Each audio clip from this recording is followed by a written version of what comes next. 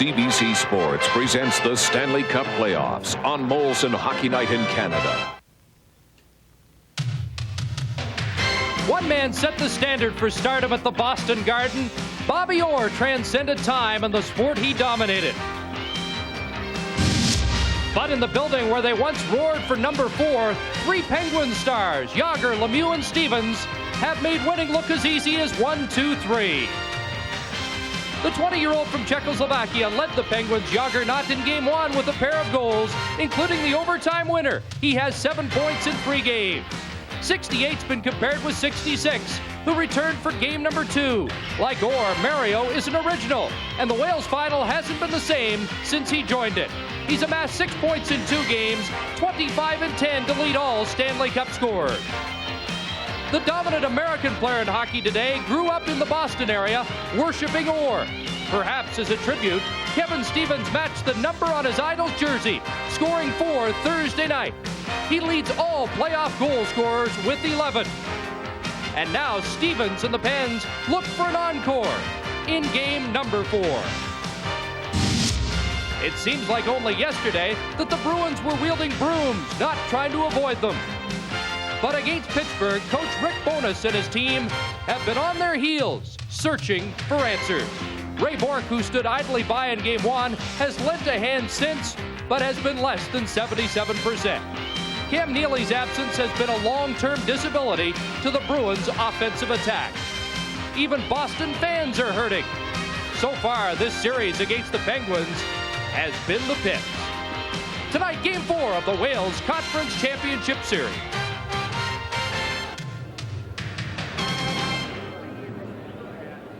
Last night at the Northlands Coliseum, Ted Green offered congratulations to Mike Keenan as the Chicago Blackhawks rolled into the 1992 Stanley Cup Final with a convincing 5-1 victory over Edmonton and a sweep of that series. Now, should Pittsburgh win tonight, the Cup Final begins on Tuesday at the Igloo, but a Bruin victory forces Game 5 Monday at the Civic Arena in this Wales Conference Final.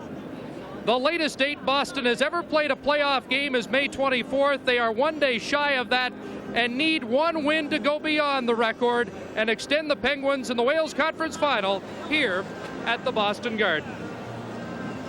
Good evening, everybody, and welcome to Molson Hockey Night in Canada on CBC in Game 4 of the Wales Conference Championship Series. Yesterday, you saw Jeremy Roenick already talking about a final against Pittsburgh. The Boston press has written off the Bruins here, and you'd be hard-pressed to find a fan at the Garden who really thinks they can come back from 3-0 down. But Rick Bowness did go on record yesterday. The Boston coach said there will be a Game 5 in this series, and there have not been 2 sweeps in Stanley Cup semifinals in 20 years. Ironically, the Boston Bruins won in a sweep back in '72 against St. Louis, while the Chicago Blackhawks were victims of a sweep that year against the New York Rangers.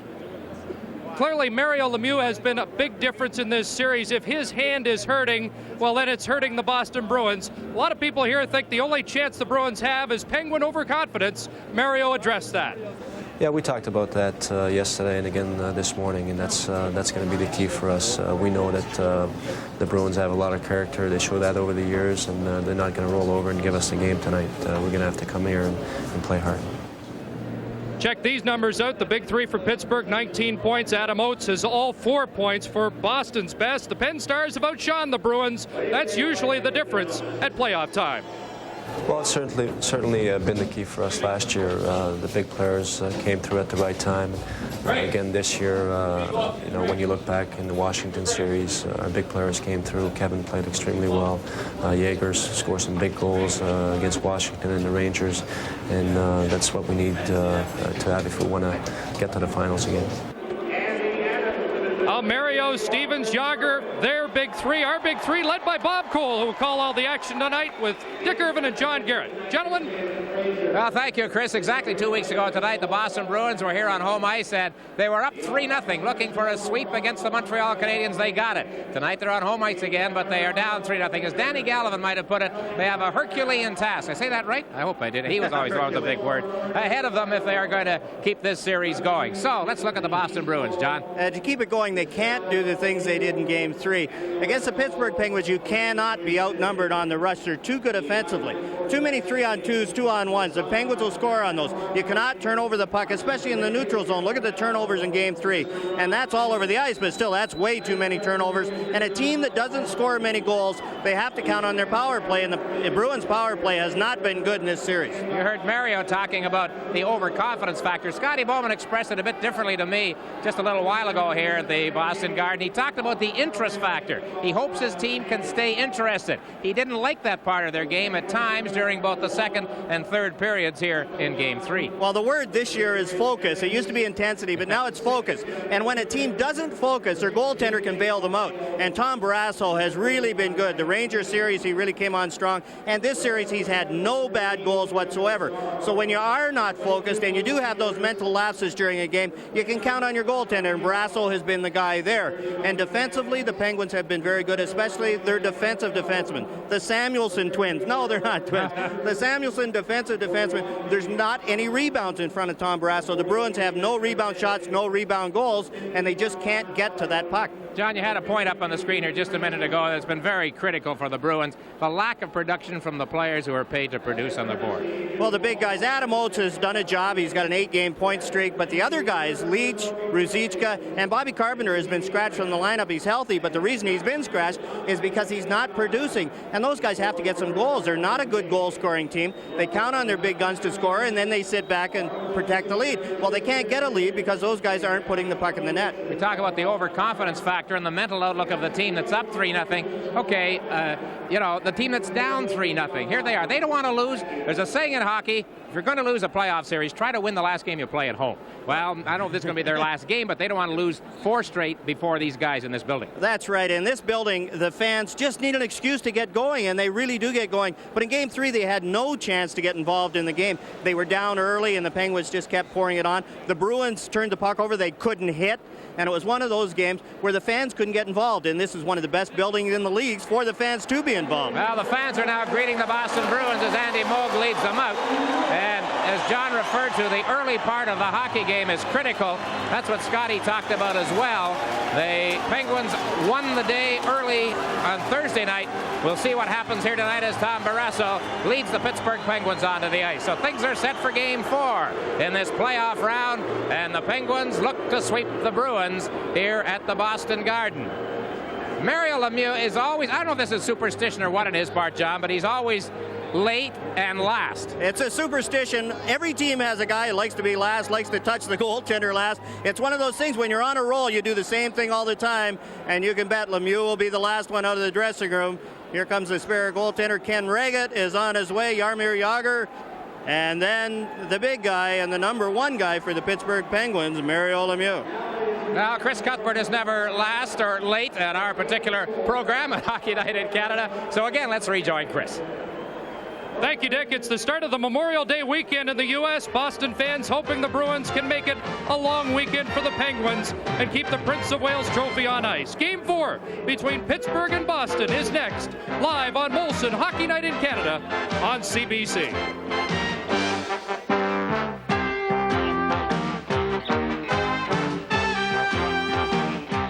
Molson Hockey Night in Canada on CBC is brought to you by Molson Canadian, what beer's all about.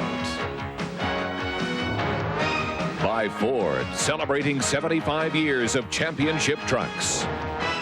By Imperial Oil and Esso Associates, you're on your way with Esso. And by Pepsi, gotta have it.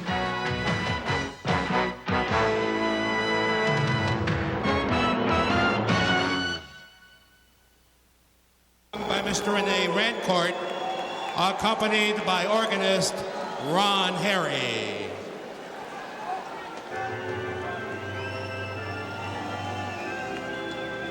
Oh, say, can you see by the dawn's early light what so proudly we hailed at the twilight's last gleaming, whose broad stripes and bright stars through the perilous fight o'er the ramparts we watched were so gallantly streaming, and the rockets in glare, the bombs bursting in air, gave proof through the night that our flag was still there.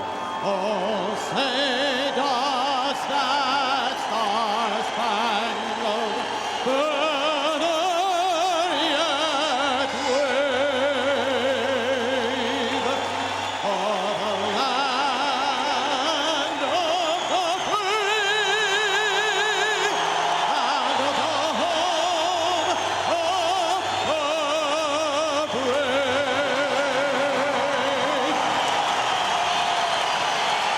Good evening, everybody. This is Bob Cole in the broadcast booth at the old Boston Garden. Well, the question, of course, is can the Bruins check the awesome power of the Penguins' big three, Lemieux, Yager, and Stevens? They'd better, or this will be it for Boston. Don Koharski is the referee, and the linesmen tonight, Ron Finn and Ray Scapinello. Tom Barrasso has now won 6 in a row, and really, since Game 5 against the New York Rangers, he's been one of the MVPs in the series. I don't think the Bruins can win this game without another out-of-sight performance by Andy Moog.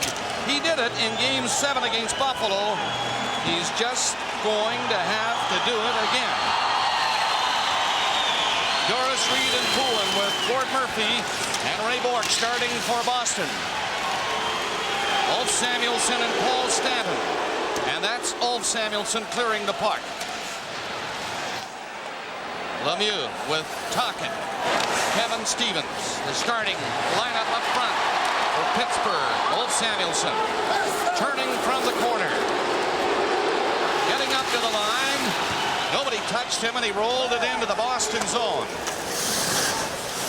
Andy Moog trying to play it out. Lemieux fell. Doris for Boston. Got as far as center. It was fired toward the line by Poulin and slapped into the corner. And the Bruins close to the bench. Change right away. Jim Weimer comes back. Here's Weimer. Pass to Murray. Murray shot it in. Bill Bourque back. Out front, he didn't see it. The Bruins failed to capitalize the loose puck inside the line. Francis stopped near center ice. Bill Bourque all the way back. Laid it up on the boards at the far side. The Bruins hustle in there now. 3 of them are in deep. And Juneau takes it. Left it. Murray passed it off back of the net. Juneau again. Tried to slap it out front. And Francis was there to intercept. And then Larry Murphy shot it down the ice. That's going to be the first icing call in the hockey game. 1:40 into the first period. And I guess that's what the Bruins have to do. Look for that forechecking. They did a good job on that shift, forechecking, forcing the Penguins to ice the puck and get the fans involved, get the fans feeling positive about their team. Kevin Stevens, number 25, 4 goals Thursday. That's not a very nice way to treat your hometown team. He's a native of the Boston area. And, of course, the Bruins are the one that offered him the big contract that the Penguins matched and that he's now playing under in Pittsburgh. Well, there's some early shadowing of Mario by the Bruins, Dave Reed. Ruzicka. And the Bruins look to him again tonight to somehow shake it off, whatever it is, and get going and scoring. Carpenter and Leach with him. Don Sweeney, the defenseman for Boston, kept it into Leach. Shot it into Carpenter. He dumped it in back of the net. Leach is in there in a hurry. Took a bump from Yager. Trottier got it out of the Pittsburgh zone. Ray Bourque.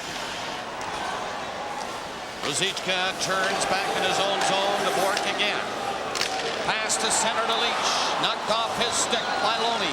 Leach stole it back. Lost it again. And Trottier backhands it in, and he is heading off. Bruins trying to organize a long rink-wide pass. Goes off the boards, harmlessly down inside the Pittsburgh line, and Jim Pack got it ahead. Loney shot it from his own side of center. Don Sweeney on it.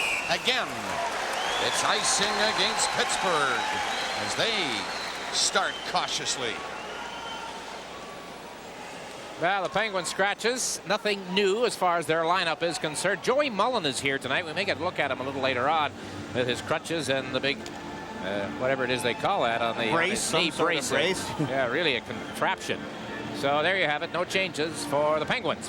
Boston Bruins have Bobby Carpenter back in and Jeff Lazaro is out. Carpenter was really hurt by the fact that he didn't dress for Game 3, and I was talking to some of the Bruins players, and they felt that Carpenter might ask to be traded as soon as this season's over.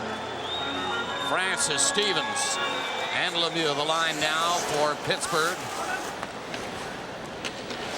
Murphy shot tipped in front of the net. Barrasso again was in a great position to stop it. Came off the deflection, changed direction, but he was there and made the save. Bruins would love the first one. Or 2, or 3. The way this Pittsburgh team can score, you wonder how many you have to get to win. Gordy Roberts shot it in. That's Wesley behind the net for Boston. Flipped out by Gord Murphy. Bob Sweeney couldn't pick it up. Tocchet left it, but he's offside. And the play is called. 3 minutes. And 13 seconds gone in the first. No score.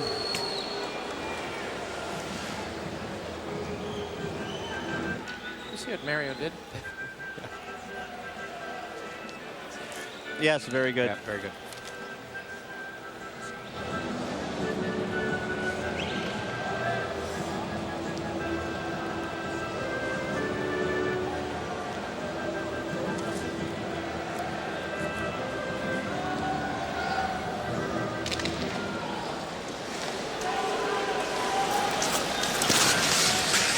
Penguins on the puck, winning the face-off and clearing it in. Gord Murphy took a bump, got it back out to center, though. And Gordy Roberts for Pittsburgh shot it in. Stevens chasing Murphy. Caught him. Hit him back to the net. Reed tried to move it out. It shot across center ice and down the ice, and Larry Murphy has to come back. Barrasso out of the net a lot. He handles the puck very, very well. One of the best. Shot in. There's Don Sweeney. He lifts it to center ice.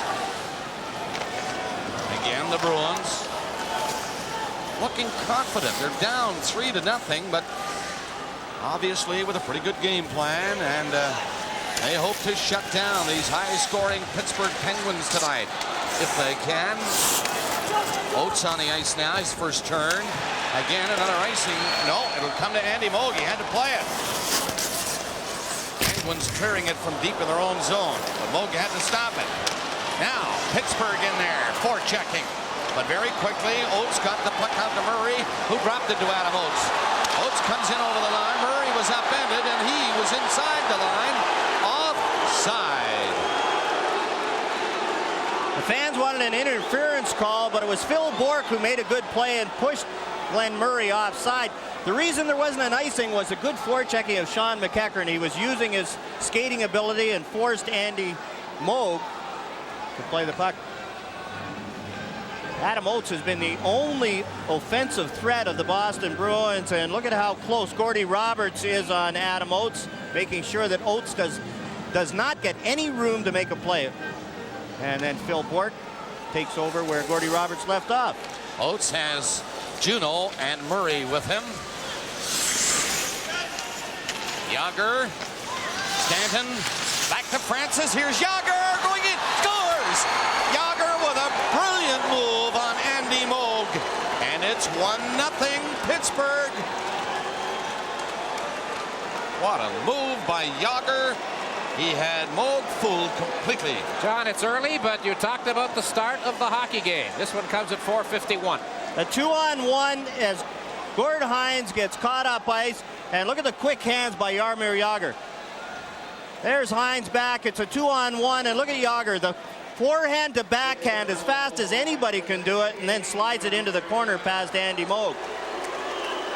Nice play by Ronnie Francis over to Jagr. Francis has played every forward position in the last 2 games. playing wing on that line with Jágr. Nice pass and a nice goal. Time of the goal is 4:51. Jágr scoring the goal. Barrasso makes the stop. Stanton also got an assist along with Francis on that Jágr goal. Bruins now in on the attack. Wesley fanned on it. Couldn't keep it in. Jágr speeding away on Murphy. He's turning it on, folks. He scores. The net off the moorings. Whether it went in before the net was lifted or not, well, doesn't look like it now. Don Koharski is pointing to the face-off circle beside Andy Moga's Ron Finn was the closest linesman. He couldn't see. Look at Jágr pull away from Gordon Murphy. And Jágr crashes into Andy Moog right here. He's got one hand on a stick, slides it to the backhand. Now, is the puck in before that net comes off? Tell you, John, the referee Koharski was behind the play. He was trailing it. He wasn't in the best position. We'll sort it all out when we come back. Everybody.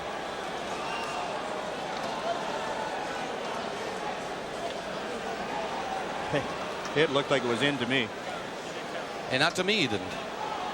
Scotty's looking over here. I'd like to see it again. He was.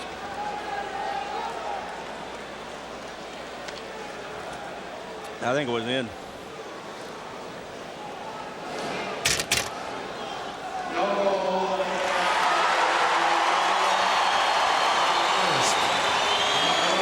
Sounded before the puck went in the net. Well, there's Don Koharski, and he has ruled no goal. Let's take another look at it. Now, does the puck slide under Andy Moog's pad, under the line before the net goes off? Whoa, it's hard to tell. How can you tell? Yeah. But now the net goes off right there. I think our first angle was a little better. No goal. Jágr has one, though, in this first period. 4:51. 1-0 Pittsburgh. What a great rush from center ice. He just pulled away from Murphy. And here he comes again. Is he pumped up or what? He's drawn a penalty this time as he tried to go in. And the Bruins are going to be shorthanded. Mario Jr. indeed, Bob. He's put on quite a show. One goal that counted, one that possibly was a goal and didn't, and now he draws Glenn Wesley into the first penalty of the hockey game. Glenn Wesley gets a holding penalty. You can see his left hand, and then he gives Jágr a little shot in the face. Now here's another look at the goal. And look at there, it's a 2-on-1. Francis with the nice touch pass to Jágr. Jágr to the backhand and slides it. Andy Moog has to play the forehand first. He got set for the shot, and as soon as Jágr pulled it, he had the goaltender. Wesley in the penalty box. The Bruins trailing 1-0. Francis wins the draw, and here's Lemieux. Shot it off the boards. It bounced out front. Centering pass, blocked. Another shot by Tocchet misses. Francis will get Murphy to keep it in. He hollered to him. Murphy couldn't stop the second attempt to keep it in, and out it goes all the way down the ice. 1-0 Pittsburgh. Jágr the goal, and a power play. Penguins across center. That pass. Tocchet has to fire it in.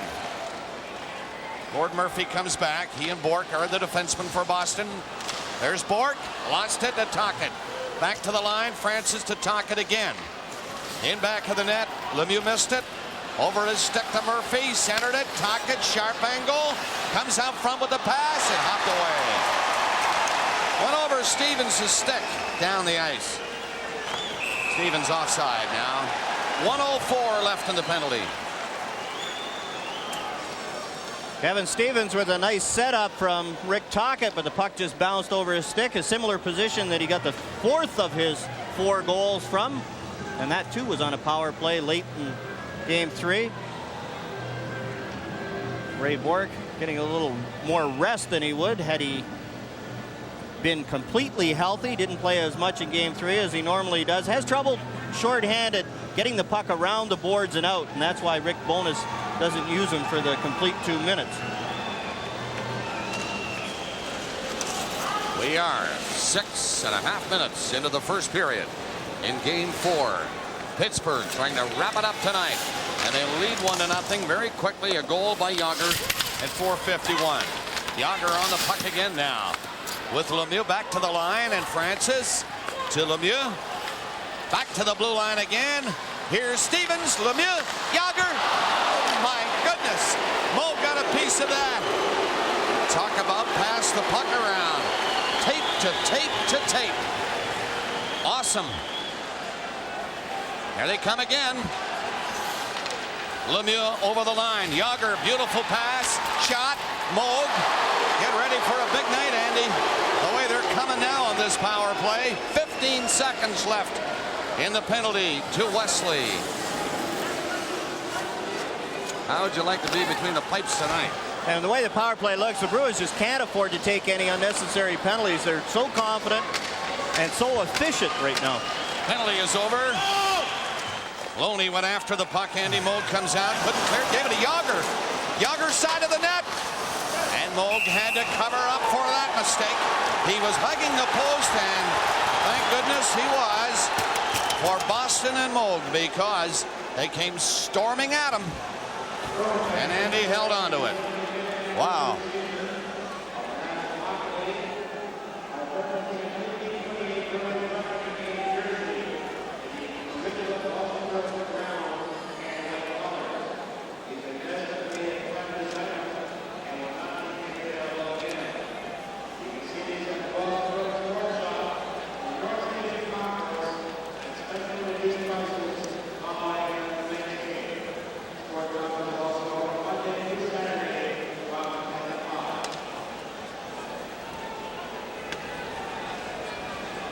Showtime so far, John, and he's the guy that's put on the biggest show, Jaromir Jagr.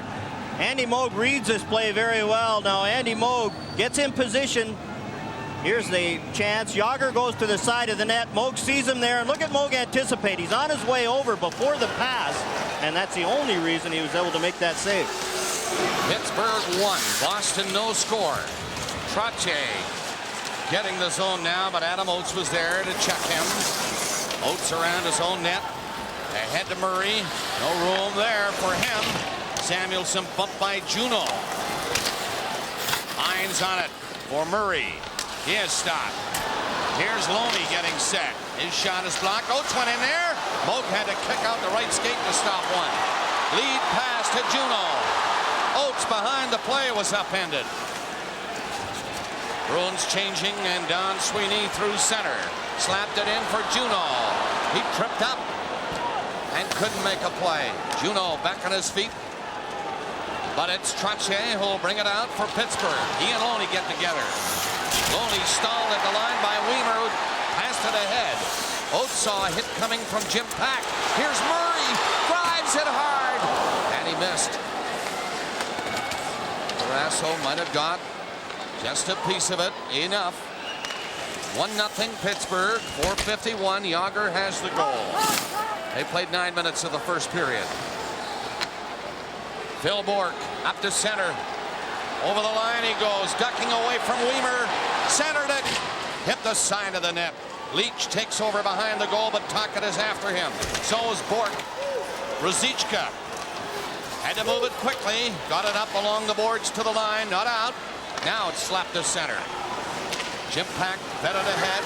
Tocchet shot it in. Got out of the way of a Carpenter hit. Leach shot it to the line. Tocchet blocked that, but here's Wesley with Ruzicka. They're in over the line. Wesley forced to the boards by 2 Penguins. And Larry Murphy shot it on the glass and got it out. Back in for Gord Murphy and Leach. Ruzicka nearly got in around Larry Murphy of Pittsburgh. Carpenter missed it. Gord Murphy stopped it near the line. It now comes out, and Carpenter shot it back in. Jagr on the ice again. There was another chance. Had that got by the defenseman, Jagr and Lemieux again in position for a 2-on-1. Roberts shoots it in. There's Reed. He fed it on the boards. That'll go all the way down the ice, and that's going to be an icing call against Boston. 9 minutes and 39 seconds remaining in the first period. Still 1-0. Pittsburgh.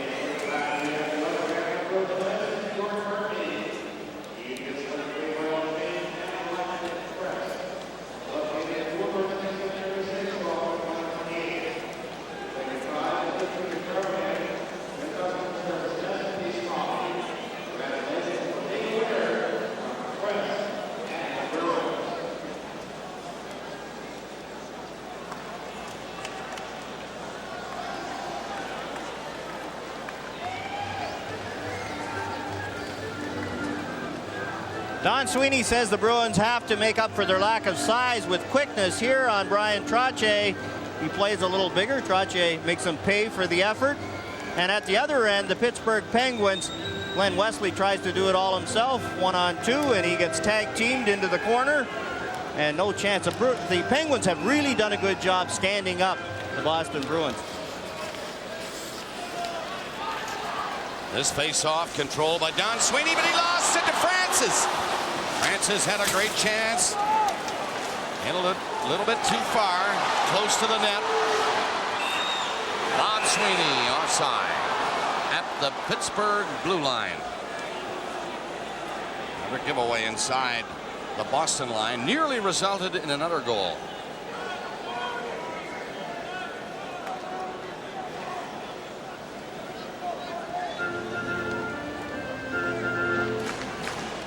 I wonder if Adam Oates misses Brett Hull. Look at he's got up here. Look at Cam Neely. Look at he's got Sweeney.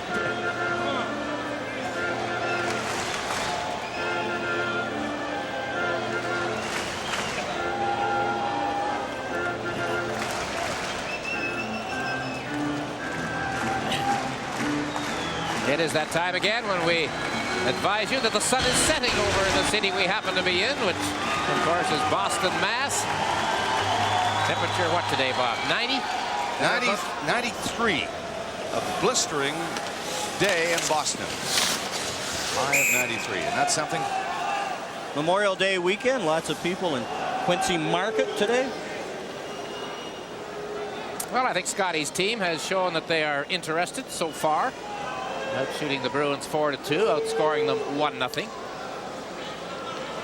It's hard not to stay interested with Scotty Bowman behind the bench. He makes sure that his team is well prepared and concentrates every shift. And if you don't, he'll shorten that bench to 2 lines as he did in Game 3. The line he has now has Francis, McEachern, and Yager. So Yager is seeing a lot of ice time so far in this first period. Drive from just inside the line. Hughes picking the far corner. He nearly hit it. Yager sidestepping Hughes. Here's Larry Murphy moving up, dropping it to Francis. Francis knocked it over in front of the net. Bob Sweeney got it out. Hughes is dumped and Tocchet is cut badly. They're both cut. We haven't had a scrap yet. We got one now.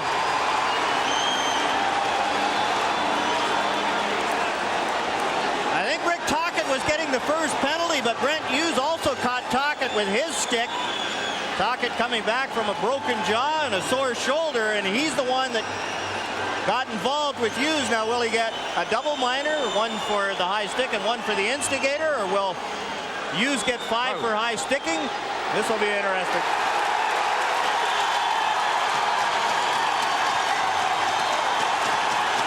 Was cut before they dropped their gloves.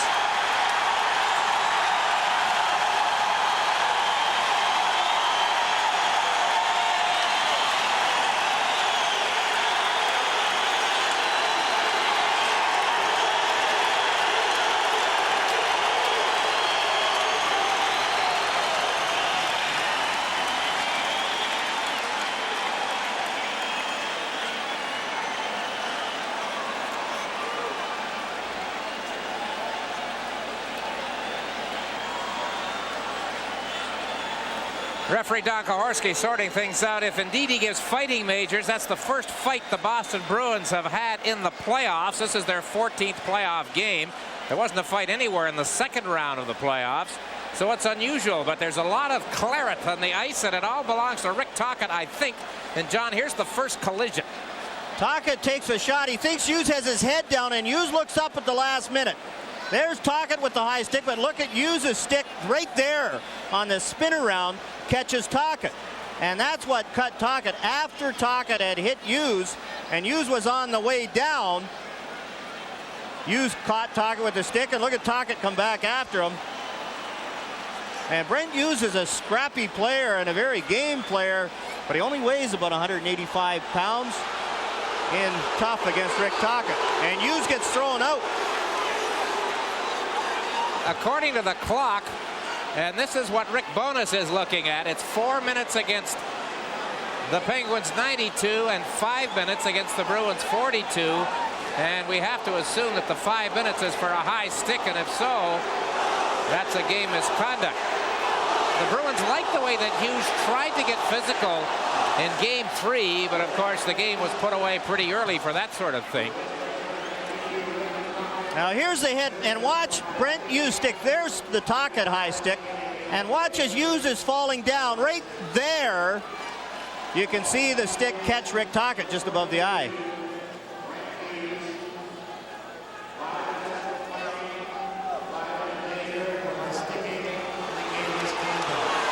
Scotty Bowman is rather calm after all that, and no wonder, because his team's going to get a power play. After 4 minutes, they'll have a 1-minute power play. And Rick Bowness doesn't like the fact that now he loses the service of Brent Hughes for the rest of the night, and his team will play shorthanded for a minute. And the Penguins will be dangerous 4-on-4. You throw out their 4 offensive players against the Bruins' best 4 offensive players, and you know who's going to have the edge. I think Tocchet had his mind made up that he would take on the role of policeman. As you look at Mike Milbury, and I know he's not happy, but seconds before this collision near center ice, Jágr just did see Hughes barrel toward him, and he sidestepped him. And Tocchet, I think, took exception to that and thought to put things in order. Yeah, and after Hughes missed him, Sweeney took a run at him as well. So there, you're right, Bob. They were keying on Jágr, and Scotty took Jágr off right away. A couple of players on the bench patted him on the back, but it was obvious at that moment that the players on the ice for Boston were gunning a bit for the kid. And that's when all of this happened shortly thereafter. Pretty hard for Bowness to argue against the blood on the ice. Well, I think what Tocchet, I think what he's saying is no, some of it belonged to Brent Hughes. That's what he's trying to say is, okay, Brent got cut also, and why is Rick Tocchet not thrown out of the game? Tocchet got the 4 minutes, and Hughes the major, and a game. Boy, that's something you don't see. Rick Bowness is not happy. You don't see this very often. We've got a couple of American League Baseball umpires in the crowd tonight. They're used to this.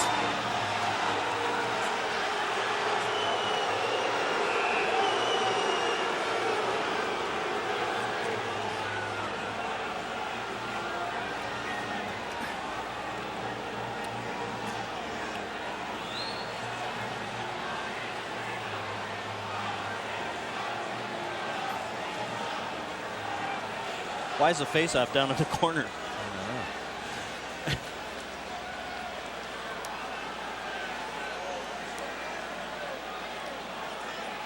Rick Bowness still steamed behind the Boston bench after that nose-to-nose argument with referee Koharski. The way Jágr came out tonight, you know that the Bruins wanted to try and slow him down. And look at Brent Hughes. He tries to get Jágr, but Jágr, for a big man, is so agile, got out of the way. Missed that hit. The score is 1-0 Pittsburgh. Jágr from Francis and Stanton at 4:51. And here's Lemieux coming out, getting to center ice. Stanton is catching up. Francis is with him. Lemieux into the backhand, hit the side of the net. He has it again. Out front, turning, shooting, and he just missed. Francis nearly tipped him. Lemieux again back of the goal.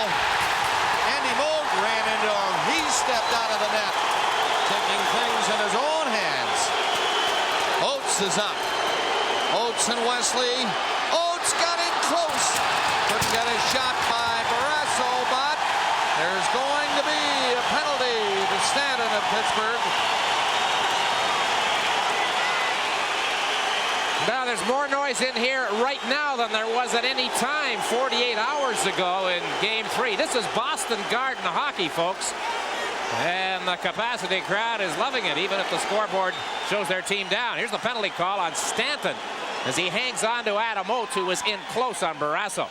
Adam Oates had a hold of Stanton's stick, so Stanton reached around with his one hand. Andy Moog had lost his stick, and that's why he charged at Mario Lemieux behind the net, because he was afraid Lemieux was going to try a wraparound, so he might as well have got out there and made sure that Lemieux didn't get the puck off the boards. Here's the play. Now look at Andy Moog doesn't have his stick. That's why he's going to get Lemieux, to make sure Lemieux doesn't try a wraparound. The goaltender without his stick is pretty defenseless against that move. And he got the crowd going for sure as he stepped out of the crease. Mario Lemieux has really used his reach. Look at on Gordon Murphy, taps it out of the air, goes around him, gets the shot away, and a good save by Moog.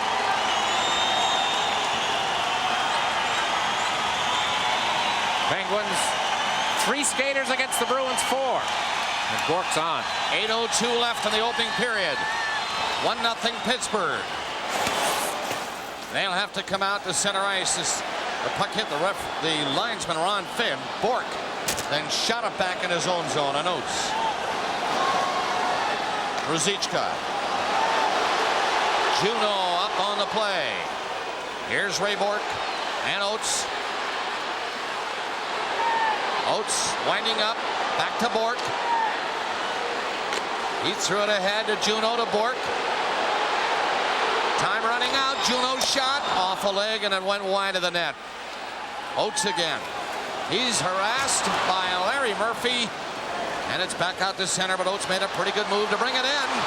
Had a chance to split the defense and didn't know it. And it's shot away by Francis. Out of the net, Moog. Bruins with the man advantage coming in on the 3 Pittsburgh skaters. It is Juno. Running outside though. Pittsburgh playing him well. Look at this. Mario Lemieux coming to center. Trying to fool Bork and does. Look out. Scores. Have you ever seen such finesse?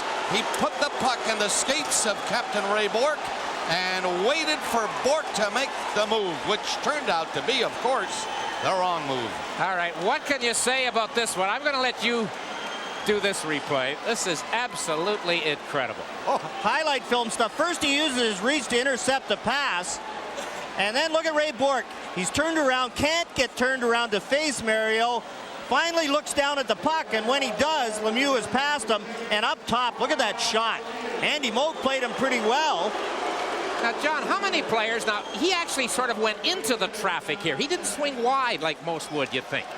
He didn't want to give Ray Bork time to turn around. That's why he went right at his back. Didn't give Bork an opportunity to turn around, and then just jumped by him as soon as Bork looked down. You're looking at simply a marvelous, marvelous hockey player. 66, Mario Lemieux, making it 2-0 Pittsburgh.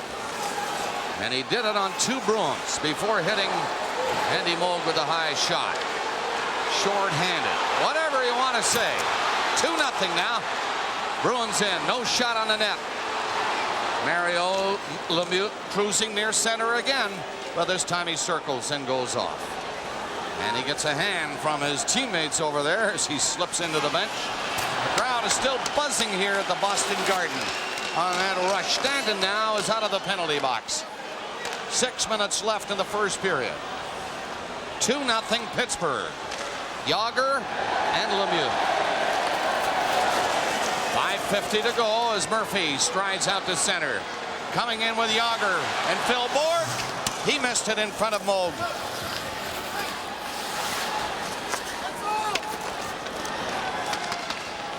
Here's Ray Bork stepping up to center ice, trying to get something going for Boston. Bork turns, fired a shot in there, and Leach didn't see it. It got through his skates, and then Barrasso held on. You know, Bob, there's been a lot of replays of that goal that Mario scored last year against Minnesota. Yep. Remember that? Yes. Split the I defense. just forget if that was a shorthanded goal or No, not. But I don't think. this one will get the same treatment as it deserves. I guess there are more to come. Now look at him use Bork. Make sure Bork can't turn around. As soon as Ray looks down at the puck, and Lemieux is by him. Andy Moog played it very well. There's not much room. And Lemieux just puts it right up under the bar. Incredible. Marvelous. Oh, brother. You're right. What's Ray Bork going to do? He moves to the right. Mario goes that way. He moves to the left. Mario will go the other way. Great goal by Lemieux. Didn't have time to get turned around. Well, it's 2-0 Pittsburgh here in game 4. Bork flipped one in toward the net. And Gord Roberts takes it around the goal for Pittsburgh. Coming out against Juneau. Cross in front of the net with the pass. Francis forced back by Juneau. And now Francis caught by Juneau. Give him a little rub along the boards. Here's Roberts again. Don Sweeney firing it back to Ray Bork. 5 minutes left in the period. Don Sweeney moving up over the Pittsburgh line. Gets in the slot. Juneau couldn't handle it cleanly. Tried to shoot it out front. Gord Roberts now to the left boards. McEachran comes out to the line. At center is Stanton. And Lemieux up with him. Stanton bodied. Puck goes in back of the Boston net. And the Bruins, Joe Juneau. Slipped the pass to Don Sweeney to center. Caught by Stevens. He had to dump it in. Here's Phil Bork. Coming away. Striding to center is Yager. Over the line into Bork. Hit the goal post. Boy, they keep coming. Andy Moog there shaking his head. A hot day. Oh, this is something. Here's Yager again. This time knocked off his stick. It's happening. Even Phil Bork's getting into the act. Nice little drop pass to Kevin Stevens, and Stevens rattled it off the pipe. This is textbook hockey. Pittsburgh passing the puck around like this. Coming in is Yager again. Flipped it in for Lemieux. And Dave Reed just fired it to center ice. Doris up on Ulf Samuelsson, who backhands it all the way down the ice. They'll call it icing as Bork goes back. 3 minutes and 27 seconds remaining in the opening period. It is 2-0 goals by Yager and Lemieux.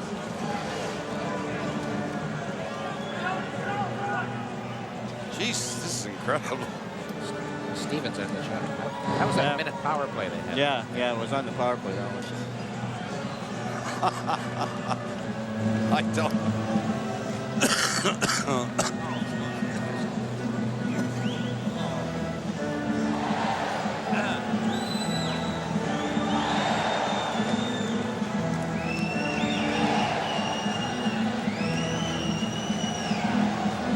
Brian Trottier has 5 Stanley Cups to his credit, bidding for a 6th, and he'll be chatting with Chris Cuthbert during our upcoming first intermission.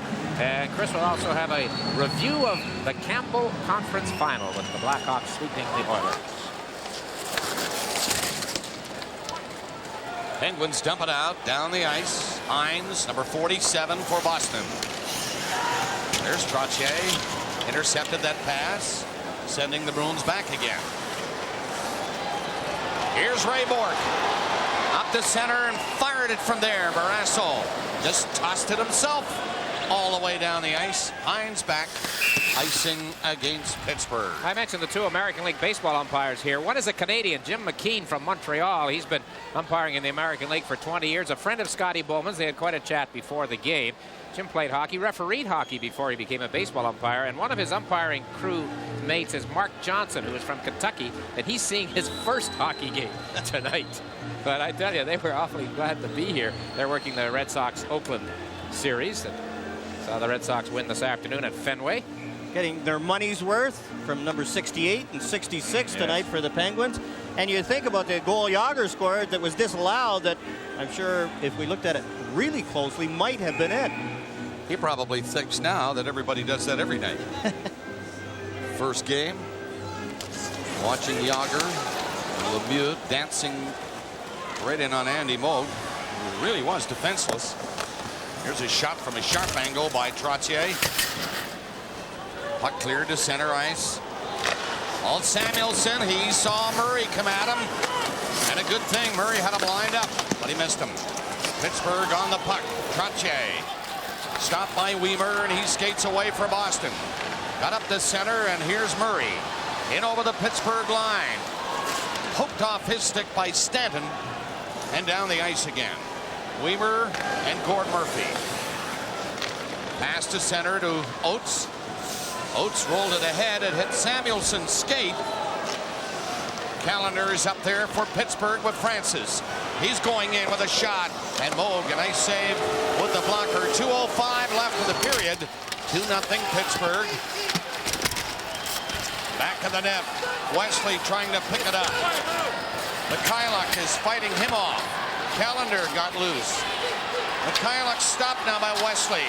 Big battle for the puck, and it comes to Francis. Francis hangs on. Now centered it, and Murray tipped it out to the line. Donato across the line, tried to give it to Murray again, but he was checked. Penguins do not clear it out. Hines lost it near the blue line. Nearly set up a 2-on-1. Mikhailuk is coming in. It's dropped back to Larry Murphy. Centered. Great save by Moog. That looked like a sure goal from Francis, but a great save by Andy Moog. 1:15 left in the period. Let's see if the Bruins can get a lift out of that Moog save. Here's Bork getting away from Gord Roberts. Centered it. Norris right in front. And Barrasso saw that low shot in time. Rosichka upended. Crowd will want a penalty call there. We're in the final minute of the period. And Lemieux comes up with Yager. Hangs on to it. Centered it. Yager covered, but now gets away from Wesley. Along the board, Yager. Fed it into the corner. Got by Lemieux. And on the other side is Samuelson, who took the shot. Stevens has it. Yager in front. Couldn't knock it down. A wicked high pass. 25 seconds remaining. Yager in there again. Here's Lemieux in the corner. Gets it to Yager. They own it in there. Yager getting loose back of the net. Comes out front. Centered it through a pair of skates with Mario tied up. And icing is called against Boston with only 6 seconds left to play in the first period. Awesome again. Tremendous stop by Andy Moog off Ron Francis. Think of the chances the Penguins have not cashed in on. The Yager situation that may or may not have been a goal, ruled no goal. The goal post that's Kevin Stevens hit. The big stop here by Moog.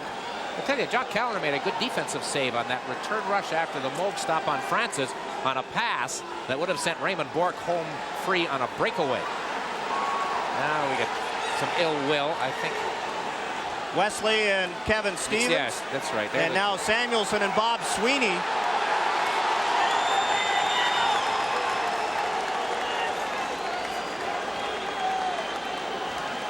Ron Francis playing left wing on this line, gets the chance to look at Andy Moog. Desperation, gets a right leg over. And Ron Francis hit that pad. Andy Moog with the big stop.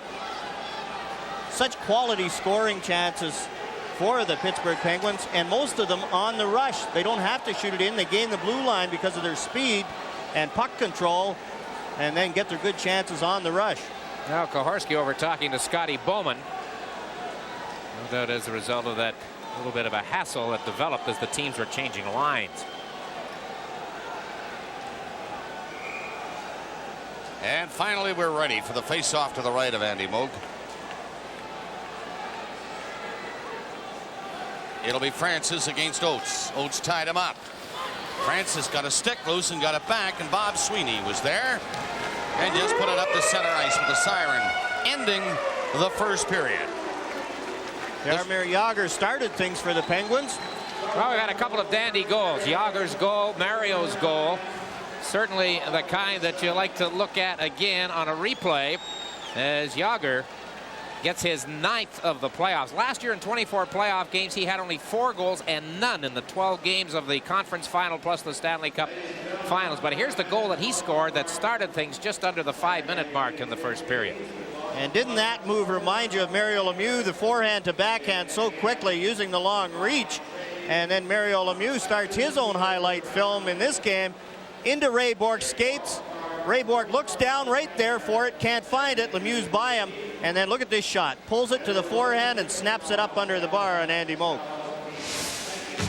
The veteran Brian Trottier will be in our studio on this first intermission coming up to chat with Chris. Shots were 9-7 in favor of Pittsburgh. Jágr and Lemieux, the goals. And the score at the end of the first period, Pittsburgh 2, Boston, no score.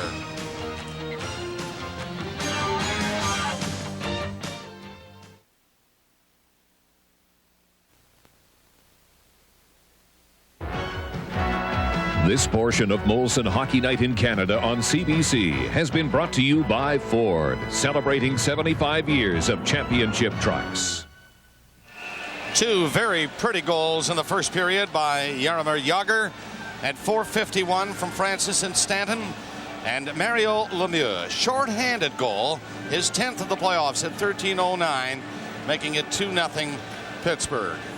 We mentioned baseball umpires, Major League umpires in the crowd. This is a photograph of the 1938 Stanley Cup winning Chicago Blackhawks. Their coach in civvies in the front row, Bill Stewart, his full-time job was as a National Baseball League umpire. He also refereed some in the NHL, but he coached the Blackhawks to the Stanley Cup. You know, there's been a lot of mention of the New York Rangers not winning a cup in the last 52 years. Chicago has only 1 cup win in the last 54 years. And here's the second last team that the Hawks had to win the cup. They're in the finals this year for the first time since 1973. As a matter of fact, guys, the old 6 teams, except for Montreal, Montreal is the only one to win the Stanley Cup in the last 20 years. Mario Lemieux, lots of ice time. We saw his short-handed goal. He was killing penalties, played on the power play almost 10 minutes, and Ray Bourque almost matched Lemieux's ice time. But Lemieux had the puck most of the time. Quality scoring chances, the Penguins 6. The Bruins had no scoring chances. Peter Duras had their most shots in the team. And the Bruins turned it over 5 times as compared to 3 for the Penguins. And here's a turnover right in front of Andy Moog. Ron Francis steals the puck from Don Sweeney and gets the shot away. Andy Moog makes the save. Rick Tocchet has returned for the Pittsburgh Penguins. Look at Jaromir Jágr, who had 1 goal that counted and 1 that didn't count in the first period. And the face-off to start period number 2. Game number 4. Bruins pulling 1 after 1 early. Got in the slot, but then Jágr knocked it away from him.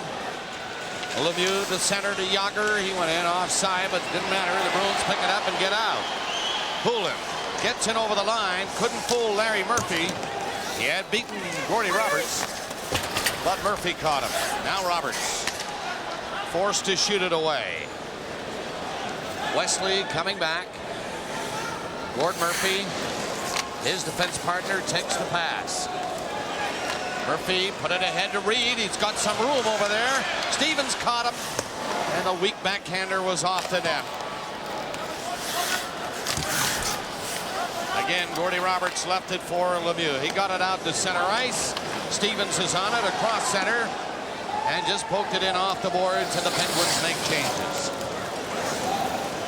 2-0 Pittsburgh. Trying to wrap it up tonight. 1 against Chicago. Wrapped it up last night. And we congratulate the Blackhawks, Mike Keenan and company.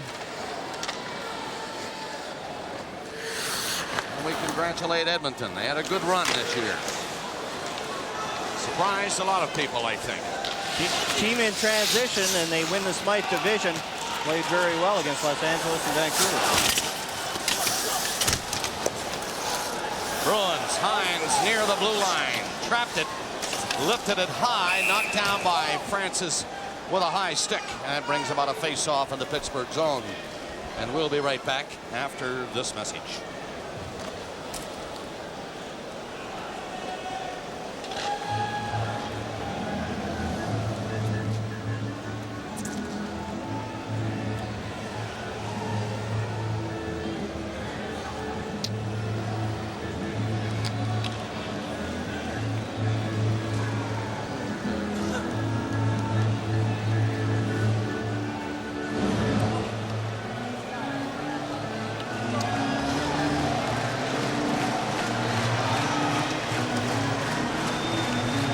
Coach doesn't have a tougher job than being behind 3-zip. In fact, the Bruins have beaten the Penguins only once the last 10 times these teams have played.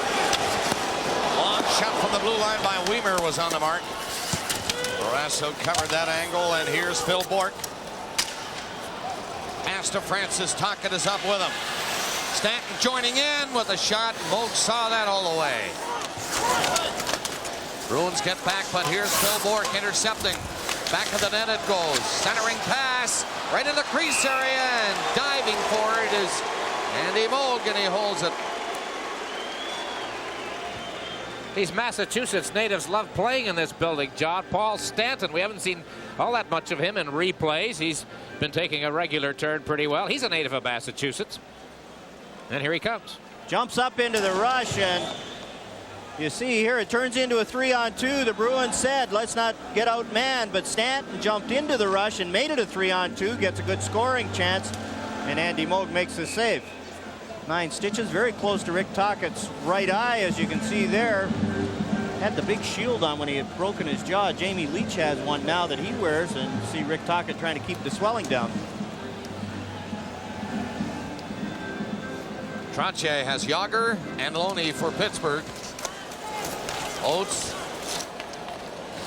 Carpenter on one side, Leach on the other for Boston.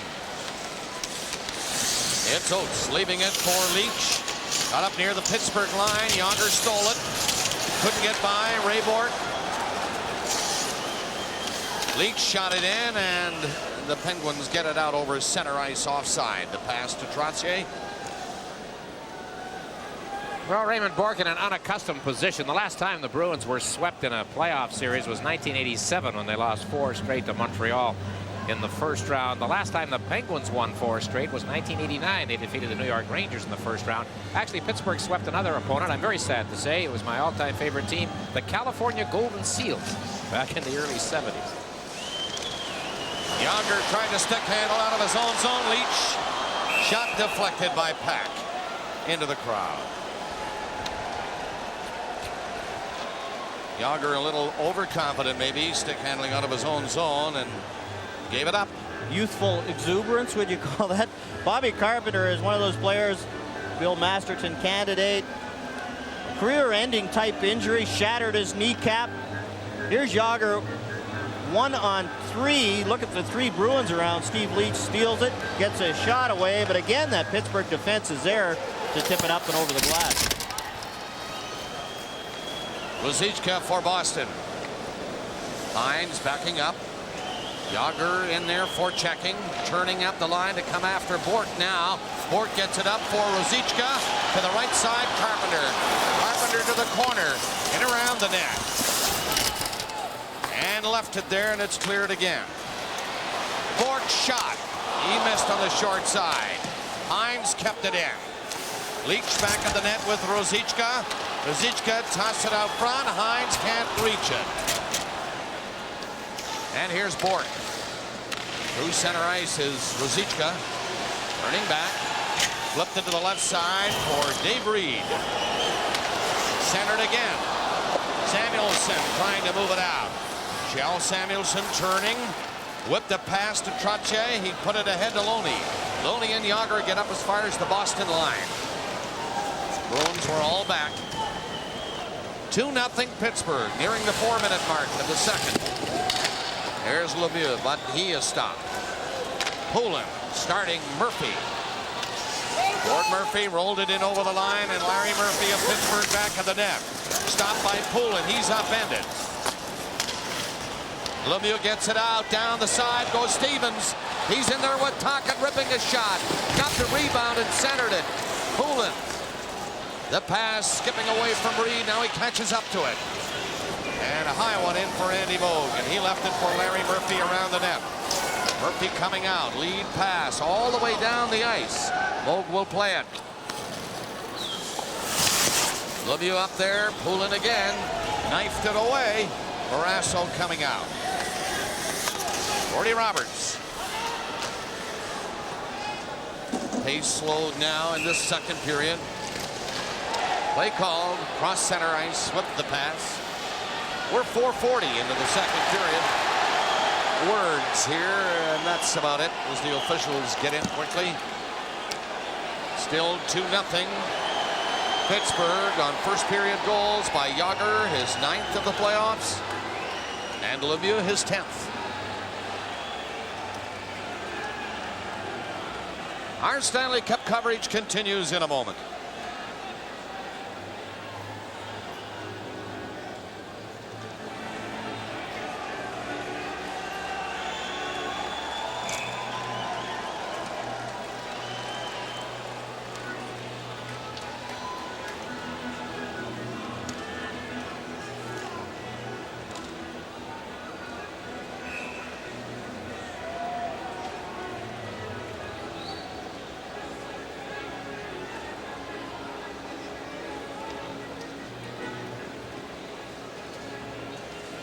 Well, Scotty Bowman's got a pretty good lineup, but it could be even better, John. One of his best players, certainly one of the top point getters for the Penguins during the regular season, was Joe Mullen, who had 42 goals and 87 points, but here he is now.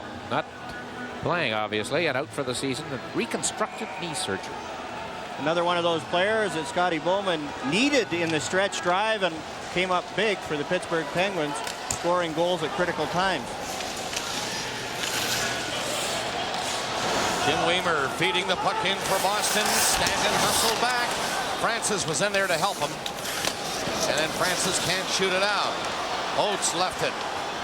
Donato played it on the boards for Weimer. Backhands it toward the net.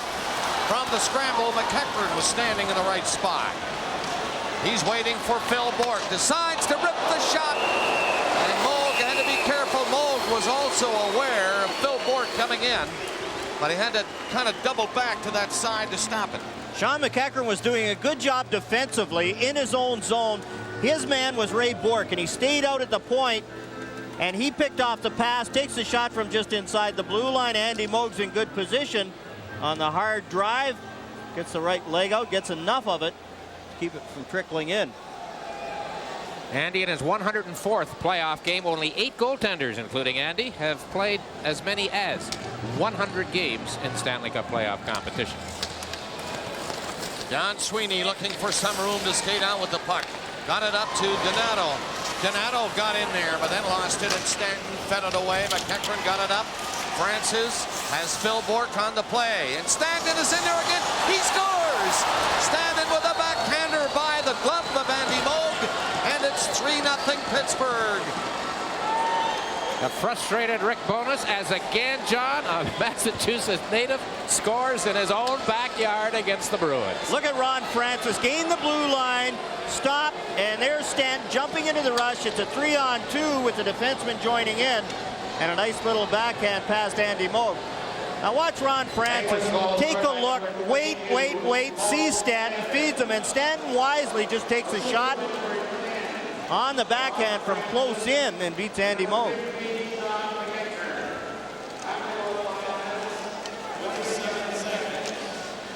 .527, the time of the goal. Stanton from Francis. And McEachran. That's Stanton's first goal. Here's Carpenter. Blistering shot, but off the mark. It was high. Going for that top right-hand corner, and he missed. Carpenter feeding it in. Comes back to Hines. Off Yager's skate. Hines fell. Yager nearly skated away. 3 Penguins move up over the line. Loney flipped the shot in, and Moog grabbed that. Dumped it in off the boards. 3-0 Pittsburgh now, nearing the 7-minute mark of the second period. Yager backing up with Kjell Samuelsson. And he just rolled it in there, and he goes off. Pittsburgh changing. Here's Yager. Oh, and he tried to backhand it in, and Moog got a piece of it, sticking out the goal stick, and just got a piece of it. High shot for Barrasso. Gordy Roberts along the boards for Yager. It's across center, but it's okay. Lemieux just onside. That was close. Doris moving in. Barrasso sharp again with the glove. Long pass to Lemieux. Coming in. Had it knocked off his stick. Gord Murphy, I think, The defenseman knocked that one away from Big 66. 3-0 Pittsburgh. Pouring it on again. Tocchet flipping one in on the glass. Roy Murphy is in there. Got it ahead. Poulin for Boston. Pass to Doris. And Reed had to turn back. Doris was trapped inside the line. Every rush the Penguins get, they get a good scoring chance, and every rush the Bruins get, they end up with a long wrist shot, usually gloved by Tom Barrasso. Murphy comes to center and shoots it in. The Penguins are changing again as Moog stopped it behind the net. Nearing 8 minutes of play in the second period in Game 4. 3-0 is the score. Pittsburgh. Yager and Lemieux in the first. Stanton has scored here in the second period for the defending Stanley Cup champions. Here's Don Sweeney.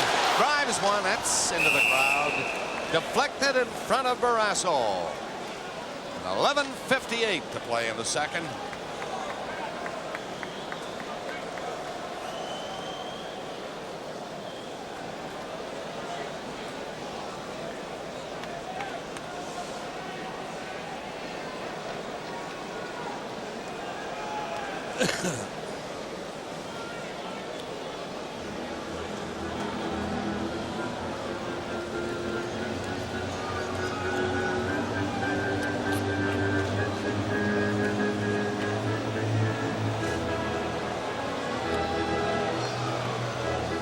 Paul Stanton had a few run-ins with Scotty Bowman this year, but is in the good books now. One thing the Bruins, now watch this, Stanton jumps by Adam Oates. Oates was looking the other way, and you see Oates right there. Tried to reach Stanton, but it's too late. And there's the backhand by Stanton as Ron Francis spotted him breaking to the net.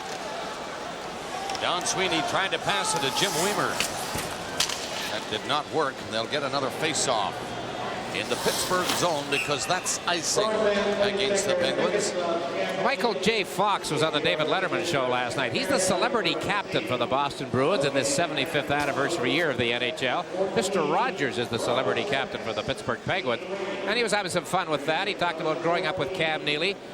Talked about the Bruins down 3-0. Had to get Ulf Samuelsson, he said, because he put my buddy out and all of that. But of course, he's in New York shooting a movie right now, and he's a good hockey fan. And native of Vancouver. I don't know if Scotty Bowman will appreciate us putting this on his old show, John, but if the Penguins go on to win this game, the finals start Tuesday, 7:30 Eastern. Here's a close call, but Barrasso kicked one away before any Bruin could get on the rebound. McEachern speeding back for Pittsburgh. Made it into the corner. Jim Weimer in against Phil Bourque, and Oates takes it to Carpenter. Carpenter can't move. He was trapped by McEachern. Ray Bourque. And Leach and Weimer get it up to center ice.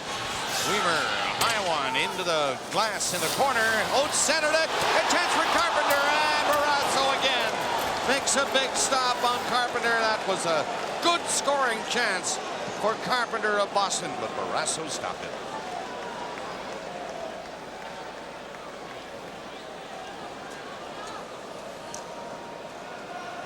That's about their only scoring chance of the game so far. That's the best one they've had, for sure. He didn't have to move on it, right position. Yeah, it hit him.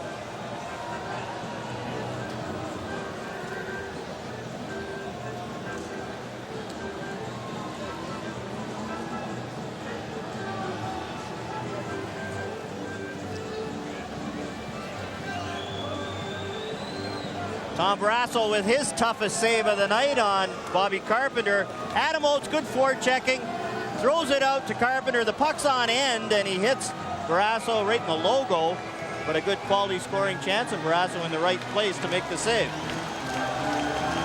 Juneau for Boston. Ruzicka and Murray. Ruzicka can't shoot it. Kjell Samuelsson takes over and hangs on to it. Juneau hanging on to him. Now it's center right in front. Barrasso got in front of that shot. Bruins coming close to solving Barrasso and the Penguins, but only close. Trache with Aloni. That's broken up. Back for Ruzicka. Gives it to Juneau. And he gave it away at the Pittsburgh line. Turning back is Weimer. Weimer by Shell Samuelson. Caught up to him. The two players fall to the ice. Juneau in on the boards, gets it loose. Trottier takes over. Headed ahead for Tocchet. One man back.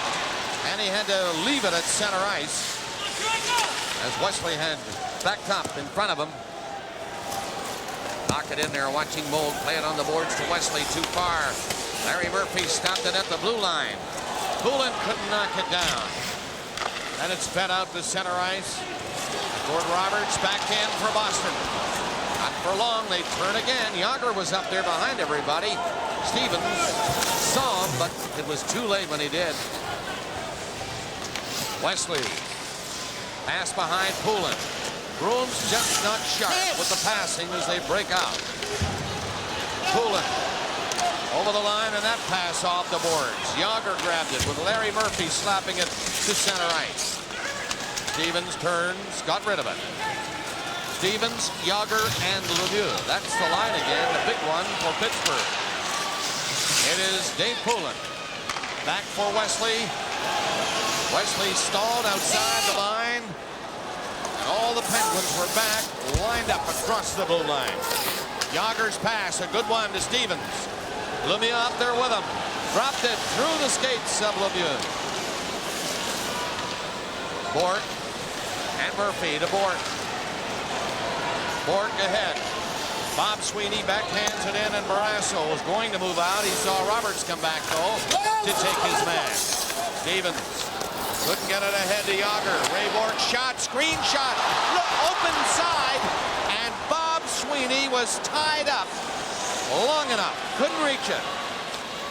Here's Lemieux dropping it back to Yager.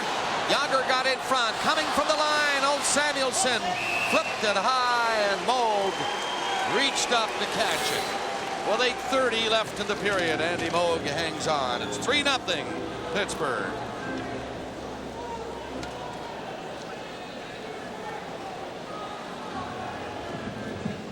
And it's only a matter of time. Can we start singing? Turn out the lights. Dandy.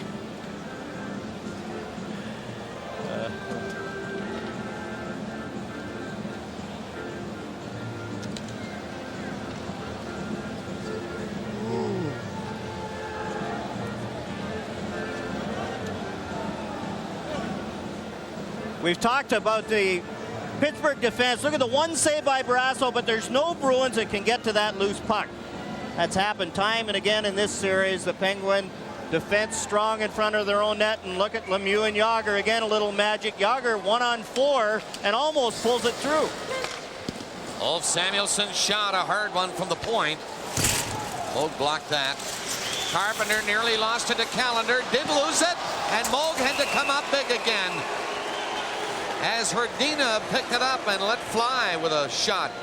Poor Yuri Hrdina, it's what, 55 games now that he hasn't scored. He's had some chances in the brief times that he has played in the games that we have covered, the last 2 of the Rangers series and the 4 of this series, and he's in tight here, John.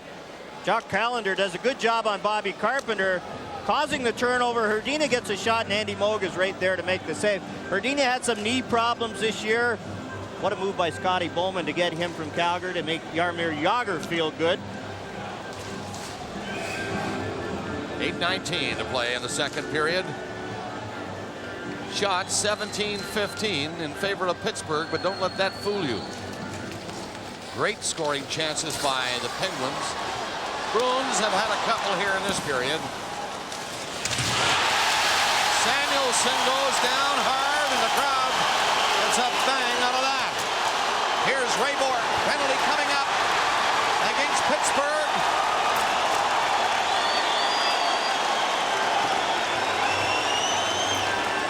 Wait a minute. Leach of Boston. Maybe 2 going off.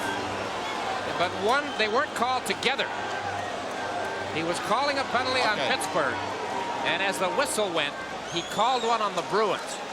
And the Bruins lost a chance at a man advantage. Steve Leach saw the penalty coming up against Jock Callender and still took a shot at him. 14, John An undisciplined penalty. Boston penalty number 27. Here's Callender after Leach had given the shot. And there's a retaliation. We just saw the retaliation, Leach on Callender. Now here's the hit earlier. Leach saw old Samuelson coming, and there's Callender retaliating on Leach. That was the original penalty. And then Steve Leach took a retaliation penalty. And Samuelson was really coming. Leach saw him in time. The crowd got a big bang out of that shot. Samuelson went down hard. They haven't had a whole lot to cheer about, so the #1 public enemy here in Boston, old Samuelson, he has a bodyguard hired, and there's been some threats. Ray Bork hands it off. Phil Bork stopped the Hines shot and holds it. That's an interesting sidelight. Mario Lemieux and Ulf Samuelsson both have bodyguards traveling with them at the request of Craig Patrick, the boss man of the Penguins. Samuelson's man is a member of the Pittsburgh Arena security staff. He has served in that capacity for the likes of Rod Stewart, Mick Jagger, and Bon Jovi. Well, this is is the reason they've really got, subtle. They've got him here. Yeah, that's a nice. Takes you a while to figure out what that sign means. Yes. Right? Got the right colors. 7:50 left. Oates knocked it down. And again, Barrasso. John, he has been solid in this series. There's no question about that. A good scoring chance for Murray that time. And Barrasso has the angle, it seems, all the time. He's playing with such confidence. He knows all he has to do is make the first save. Some good forechecking, knocked down by Adam Oates here. Over to Murray and the wrist shot. But look at Barrasso. He gets square before Murray takes the shot, makes the save, and hangs on.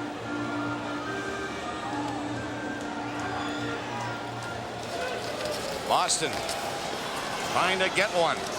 Hines shot it in high, and it's off the shoulder and went to the corner.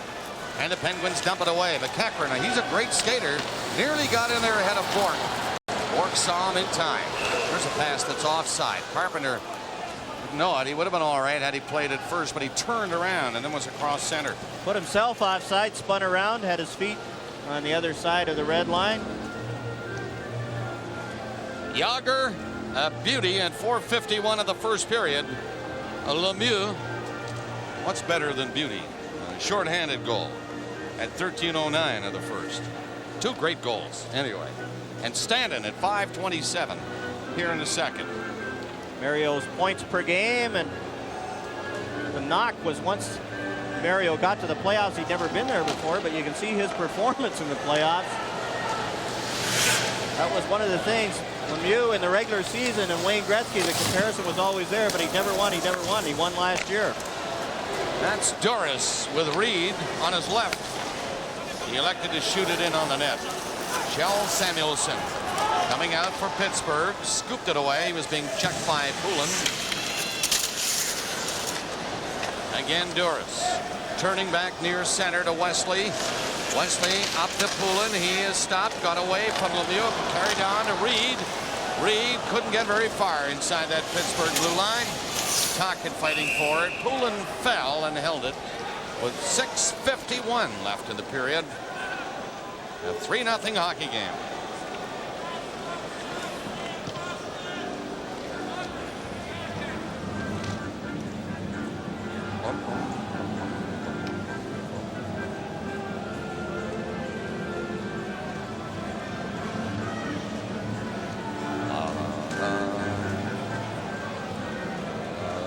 Pan at the bench.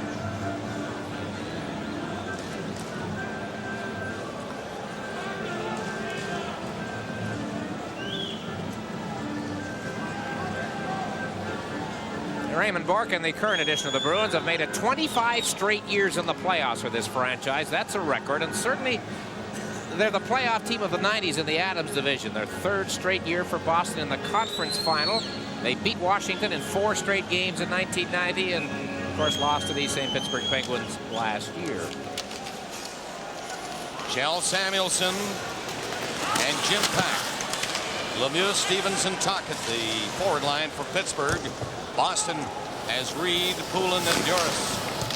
They remain on as Stevens comes out on Gord Murphy. In for Lemieux. try to center to Tocchet. Tocchet, rough going along the boards. Kept it in. Lemieux there. Drilled it. Hit the outside of the post that time. Now Poulin. Dumped it ahead to Duras. With Poulin coming in. Reed behind him. Mario Lemieux got back and lifted a stick. And here he is, folks. Mario Lemieux. Shoots, scores. Just like that. It's simple, isn't it? Oh, my goodness. Marvelous. That shift, he had one shot that just missed high. Then he had a goal post, and then he came back, made the defensive play, rushed up again, goes around Gord Murphy, is being hooked, gets a shot away, and still scores. John, I watched him come back on defensively here, and he didn't break stride at all. Got involved in the play. And look at the transition game. He knows he'll get the puck. Onside, goes around Gord Murphy, standing still, and look at Murphy. Not a bad job hooking Lemieux, but he ends up with a shot right in the middle and beats Andy Moe. For some reason, the fans are throwing stuff on the ice in the Pittsburgh end of the rink. Bob, you are running out of superlatives. I never thought I would see the night that this would happen to you. Well, it's Mario's 11th, Dick, and as you mentioned, I think I had said he lifted somebody's stick, took the puck, made the move on Murphy, and here it comes. Andy's got to be saying, well, here he comes again. What do I do now? 3 great scoring chances on the same shift, and the third one finally goes in. And look at Gord Murphy. He's caught standing still. Lemieux in full flight goes around him. All Murphy can do is try and give him the hook. Too little, too late. And as the honorary captain of the Pittsburgh Penguins might say, can you say sweep? Tocchet assisted on that goal. And it's 4-0 Pittsburgh. In another 25 minutes and 45 seconds, it'll be 4-0 Pittsburgh. And they'll go on to meet Chicago. Talking about series, of course. Here's Ruzicka with Juno. That's broken up. Penguins all back, and it's lifted away. 5:30 left in the second period.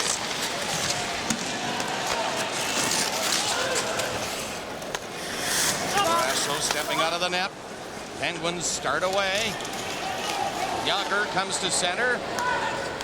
Maloney and Trottier with him on this line. Here's Trottier. Yager behind the net. Trottier gives it to the line to Ulf Samuelsson. Along the blue line. Poked it off the boards. In for Yager. Juno watching him. Trottier stop. Moog reached back to knock it away. Donato with Juno. Ruzicka trailing the play. Juno trying to make a move on Stanton. He fell. And he's on the puck with 4:43 left in period number 2. 2 goals in the first and 2 more here in the second by the Penguins. Jeez, I tell you, I mean, it's fun. Yeah, I'm not gonna. The next time he gets a break like that, I'm gonna say, I'm watching, folks. I'm stopping. I'm gonna watch. Jeez. Jeez.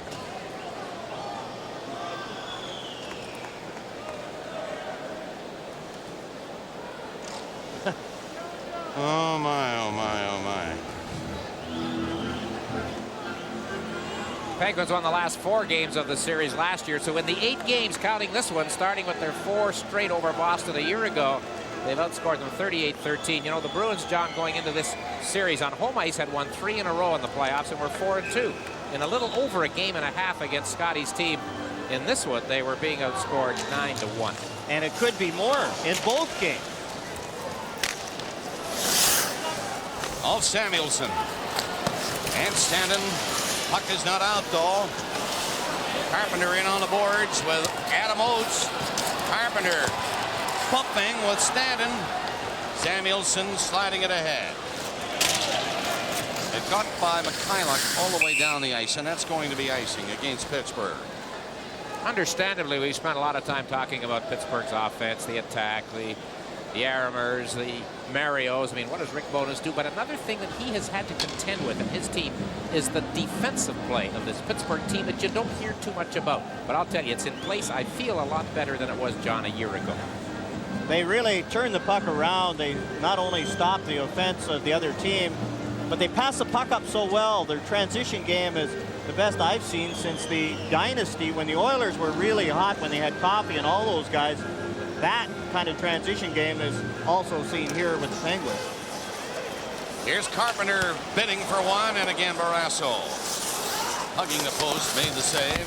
Bill Bourque now slapped it away. Icing waved off this time.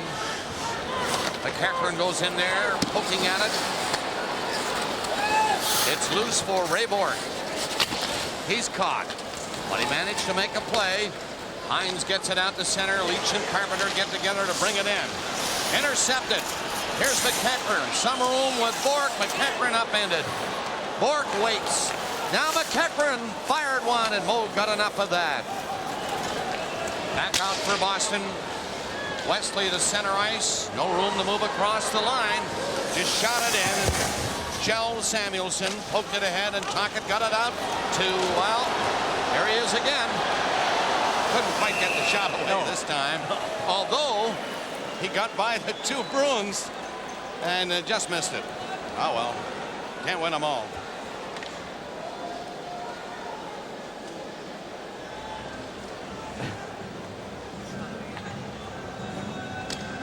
Oh jeez. Okay. This is like, I don't know what it's like. Well, they're all National Hockey Leaguers. The guy's making it look so easy. It's like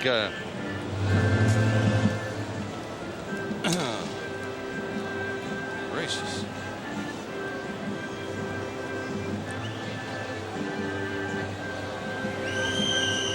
Craig Patrick, general manager. And what happened to the Oilers? They couldn't afford all their stars. Now, will the same thing happen to the Pittsburgh Penguins? It might. New management, not as rich. And how long will this team be together? Mario Lemieux with the face-off that time. Fired it and just missed the far post. He nearly put it in from that face-off spot. You know, Craig's done quite a job. Mario has had the back problems. The Penguins missed the playoffs as recently as 2 years ago, and they missed them 6 straight years, starting in 1983. Mario's first year was 84-85. As you mentioned, John, this is only the 3rd time he's been in the playoffs in his career. Well, Cam Neely is not playing, and you have to consider that when you look at Boston in this playoff year. They've done a great job to get this far without their #1 goal scorer, and our Stanley Cup Journal will have a feature for you on the injured Cam Neely in our upcoming second intermission. We're 3:13 away from that. His father, I'm sure, is watching from Maple Ridge, British Columbia tonight. Lemieux won the draw. Fed it ahead. Tocchet into the corner. That was right on the stick of Oates. And Oates comes up over the Pittsburgh line for Poulin. His shot is stopped. Tocchet leaving it for Stevens. Striding in there for Tocchet. Tocchet backs off as Murphy checked him. And Poulin comes back in with Adam Oates.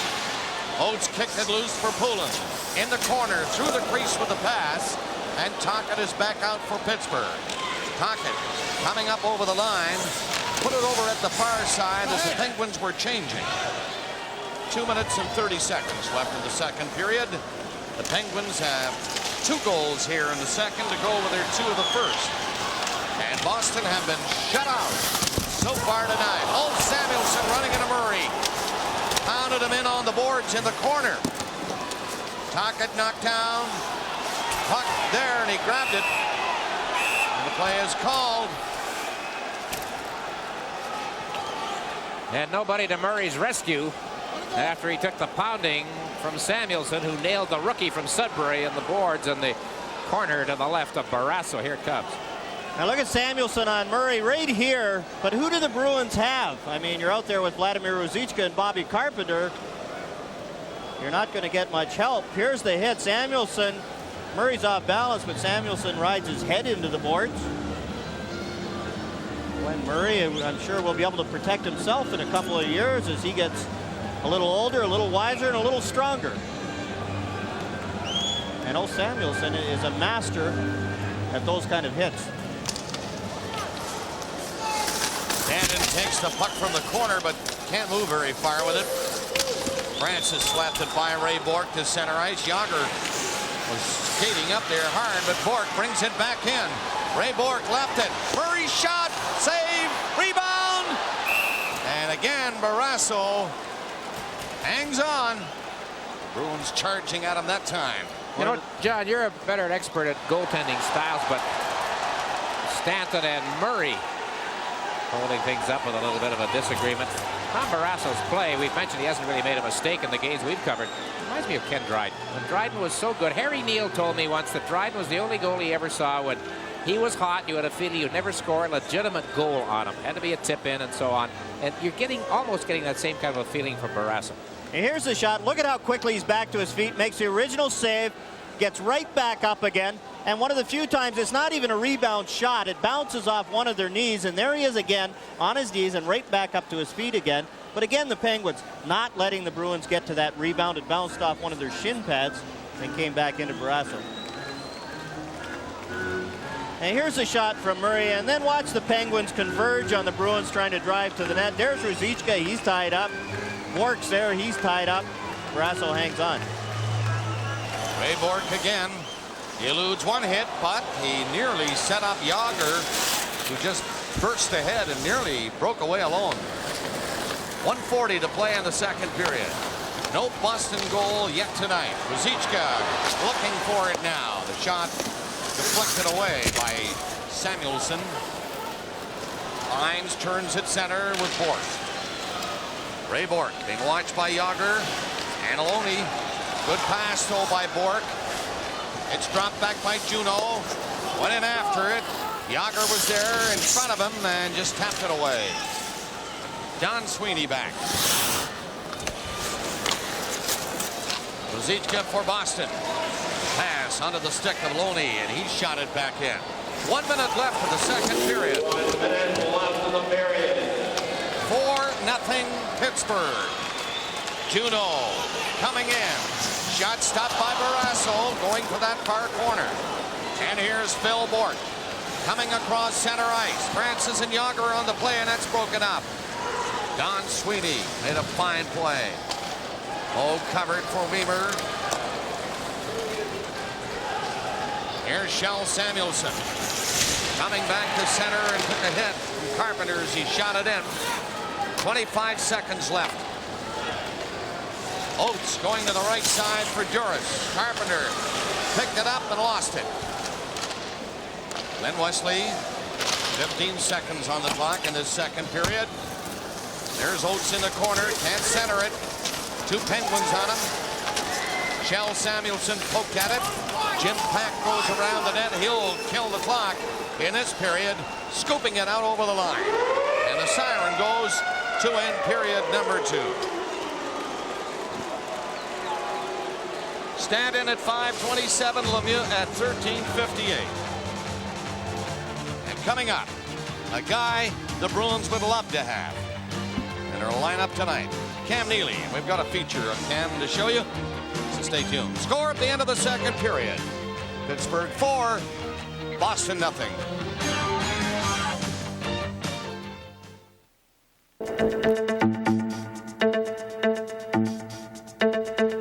Bruin All-Star Cam Neely led his team with back-to-back 50-goal seasons and had 16 goals in last year's Stanley Cup playoffs. But last May, this hit by Pittsburgh's Ulf Samuelsson resulted in a career-threatening leg injury. Through intense therapy before and after a subsequent knee problem, the Bruins are hopeful for a healthy return next fall. But this May, the Bruins are without number 8. Although Cam's with fans and friends on game night, it's a lonely, helpless feeling on the sidelines. Thank you. This is the worst, though, waiting for it to start. It's I got here too early. Whatever, hang with me, kid. This is nerve-wracking enough as it is. Boston Red Sox star Wade Boggs is also a spectator this night. Okay, all right, take care. All right. Hey, buddy. Hey, Wade, how you doing? Good, how are you doing? My wife, Debbie. Yeah, hi, Debbie, how are you? And Andrea. Hi. Good. How you doing? You guys got a day off finally, huh? Finally. All right. Cam and his team walk different paths at game time. I love it when the fans get fired up like this, huh?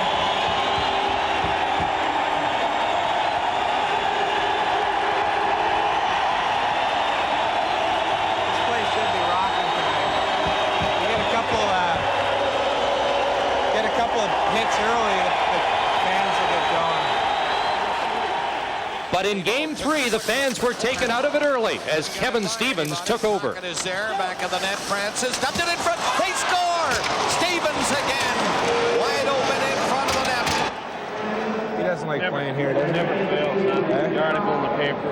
There's an article in the paper today that Stevens did nothing the first 2 games. As soon as I read that, I'm going, great. He's going to be on fire tonight. Look at that. He goes off the skate. You know, I mean, instead of going out, it goes off the skate right to their guy. I mean, they're getting a couple bounces here and there.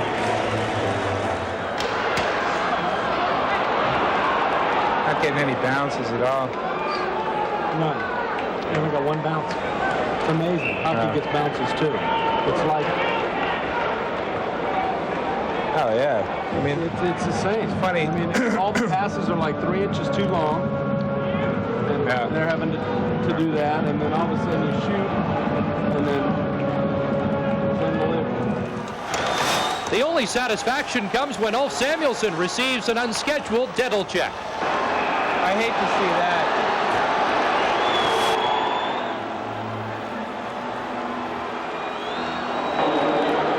Picking up his teeth.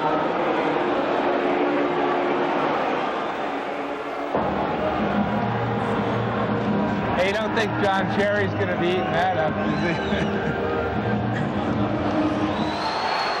Not even Don Cherry could help the Bruins as they fell to a potent Penguin offense in Game 3 at the Boston Garden, leaving Cam for another night to play the role of helpless hero.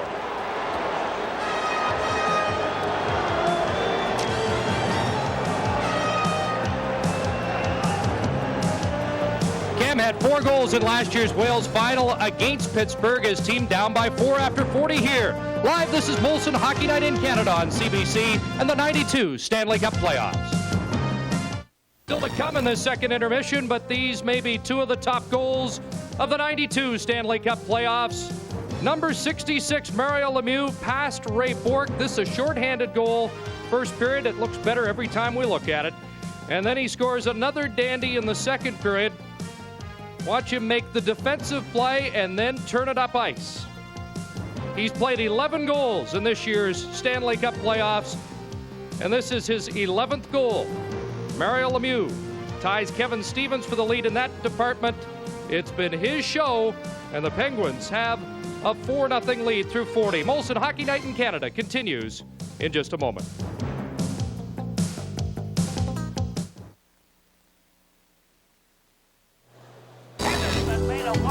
When the nation roared, where the winners are always crowned. CBC Sports, home of the champions. Ron McLean and Don Cherry here for the Molson Canadian Hockey Connection Stanley Cup Sweepstakes. And Don, this is the big draw. The biggie. This is the biggie. You want me to reach in now? Not just yet. Let's explain what's happening. Okay. After all our trials and tribulations and your overexposure. Yes. The moment has come where some you got bad ink too. What are you talking about? Some lucky entrant is going to win a chance to go to the first 4 games of the Stanley Cup final, along with 3 of his or her friends. That's kind of funny. 4 games in the Stanley Cup finals, about as far as you went, isn't it? Yeah. Go ahead. Sorry, go ahead, Vic. What if Louis Lapierre wins?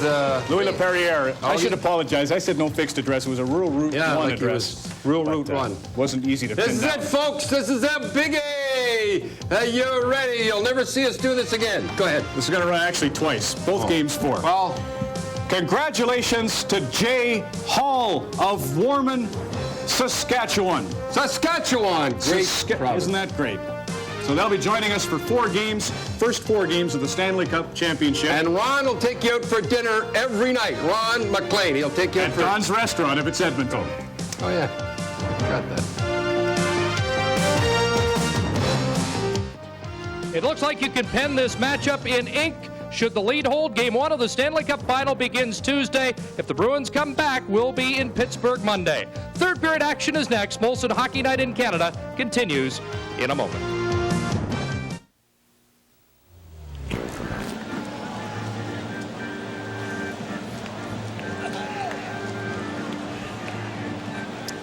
Pittsburgh leading Boston 4-0 in game 4. 3 up in the series.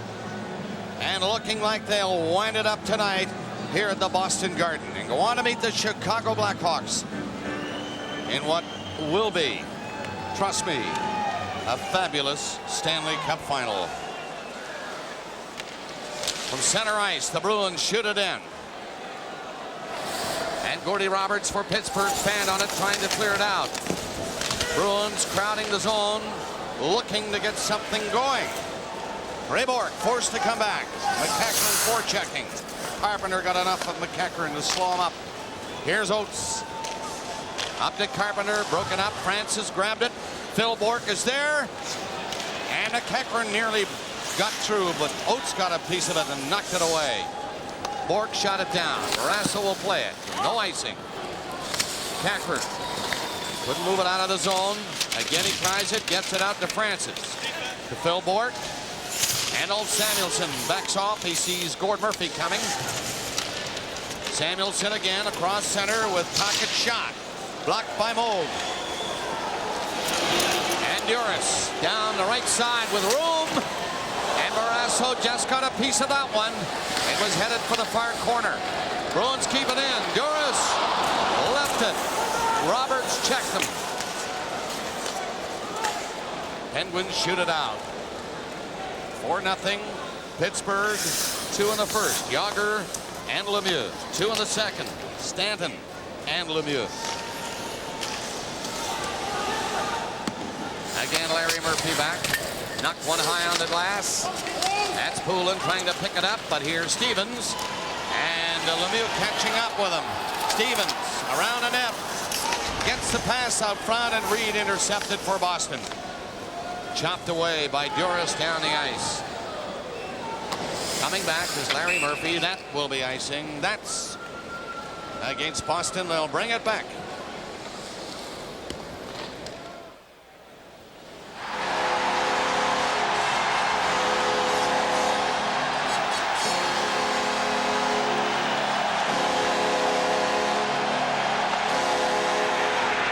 Back in for Flatley. Brent Sutter had it knocked away on the blue line. Wheeling away is Messier. Messier, beautiful! Scores! What a goal!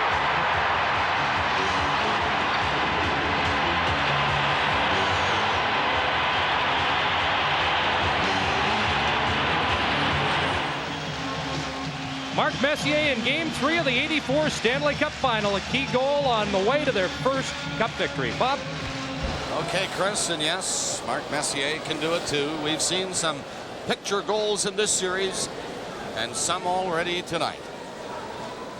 Look at Rick Bowness. He said his problem getting ready for Game 4 was that the Penguins dominated so much in Game 3. He said the first goal the Penguins scored, his bench almost got up and applauded.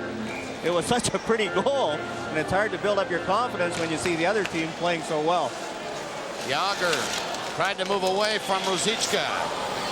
He put the grab on him and stopped him. Don Sweeney shot it in for Boston. Jim Pack and Loney trying to get it out. Pass in front of the net. Ruzicka can't beat Barrasso. Don Sweeney shot. Missed the goal. Ruzicka and Murray. Murray on the boards. Checked by Trottier. Ruzicka coming in to bump Trottier. Juneau put it in back of the goal. Ruzicka in there against Loney. It's high on the glass and into the crowd again to the right of Tom Barrasso. Tough to beat him. Vladimir Ruzicka with a good scoring chance, shaking his head again as he couldn't snap it by Barrasso. Barrasso out, standing up, played it well. We talked about it before the game. Shots, the good players for the Boston Bruins would have to score. Here's the shot. Look at Barrasso, square to the play, stays on his feet, makes a save. But it's Peter Duras and Dave Reed and players like that who are getting the most shots. Not Vladimir Ruzicka, Steve Leach, Bobby Carpenter. Players like that have to score. Here's Ray Bourque. And not as much zip on his shot. Coming off that broken finger. Can't fire him the way he wants to. Ray Bourque back to the net. Upended. Lost it then. He swept it away while falling. Now Bork is doubling back again. Penguins on the puck inside the line. Herdina went flying. Paul Samuelson brought it back to Stanton. Just scooped it ahead, and Ray Bork is on it again. Can't clear it out by Herdina. He centered it right in front. Kyluk nearly chipped it in. He was alone. Just missed it. He's on the puck again. Comes out front of Andy Moog, and the Bruins have to shoot it away, and that's going to be an icing call against Boston. 3 minutes and 42 seconds into the third, and tonight's game is coming to you from the Boston Garden.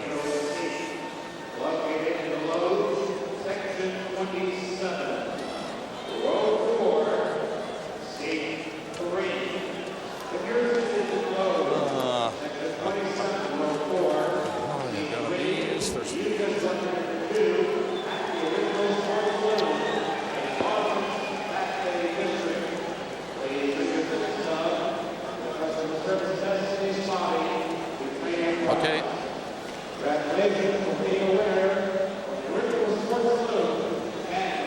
And at the old Boston Garden, it's Bob Cole with John Garrett, Dick Irvin, and Chris Cuthbert, and the rest of the Hockey Night in Canada crew watching the Pittsburgh Penguins cruising now with a 4-0 lead on Boston here in Game 4.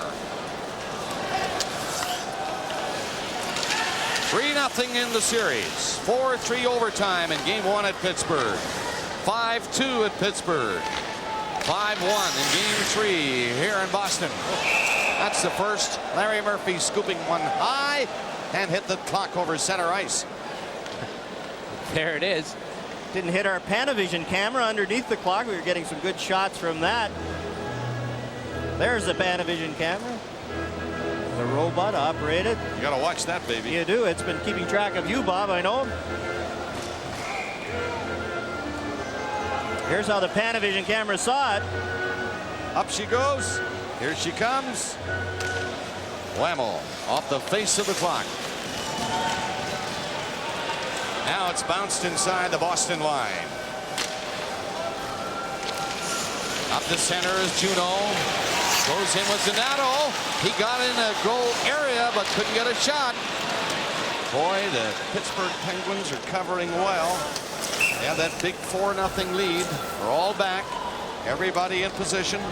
And it's just tough to get a shot on the net.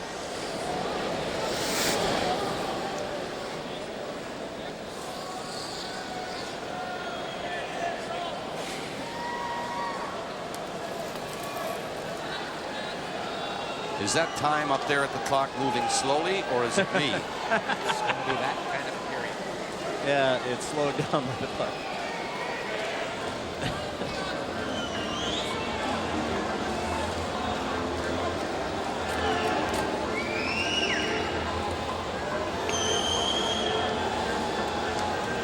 And the face-off deep in the Pittsburgh zone to the right. Gordy Roberts talking to referee Don Koharski. Joe Juno gets set.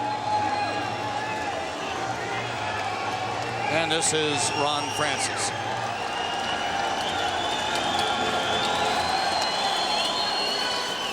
I have a feeling you won't see a lot of Yager and Lemieux in this third period. They've done a night's work already. Scotty Bowman's team up 4-0. And a play call. The net, I think, off the pegs. Koharski adjusts it. Well, the Penguins have put the puck in the net legally 4 times. A question if there was 5, and now Phil Bourque ends up. As well try it all ways down. And there he goes. Tried to put on the brakes and knock the net just off enough to cause a stoppage in play. John, you don't win Stanley Cup unless you win on the road. And going into this game tonight, the Penguins overall on the road were 5-3. They have won 4 of their last 5, and obviously counting toward 5 of 6. And you don't win unless you have role players like Phil Bourque, play every forward position and can play some defense. Now Lemieux is on the ice with Tocchet and Stevens. And the Penguins shoot it in. Nearing the 5-minute mark of the third period. Dave Reed overskates it. That slowed everything, and Murphy turns back with it. Got it to the left side for Wesley. Got as far as center, and it was broken up there. Here's Murphy again, shooting it in. Back to Shell Samuelson against Reed. Just happy to get it out of the zone now. Juris again into the corner to the right of Barrasso. Came in front to the netminder. And it's Jim Papp. Shot it out to Tocchet. He slashed at it and got it down the ice. Lemieux was up there. Didn't see it. Icing against Pittsburgh. Pittsburgh Penguins quite happy just to stall here in the third period. Dump the puck down. Rick Tocchet. You look at Andy Moog. When's your golf tournament, Bob? My golf tournament. Your golf tournament. Your charity golf tournament. It's the end of July? July 29th. July 29th yep. in St. John's. Well, Andy's is the first long weekend in July in Penticton. All the Bruins get invited. Gord Murphy will probably be there. And it's for Special Olympics. And he asked if I would give it a plug. And that's the least we can do for Andy on the night he's having in the Bruins net. I wonder if Scotty Bowman will get an invitation. He'll be at your tournament, I know for sure. Scotty will be there. Gord Murphy, as a matter of fact, will be there. Many more. But right here, it's hockey.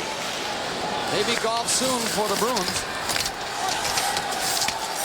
Like 14 minutes and 10 seconds. Star! Leach finally gets this crowd at Boston up on their feet.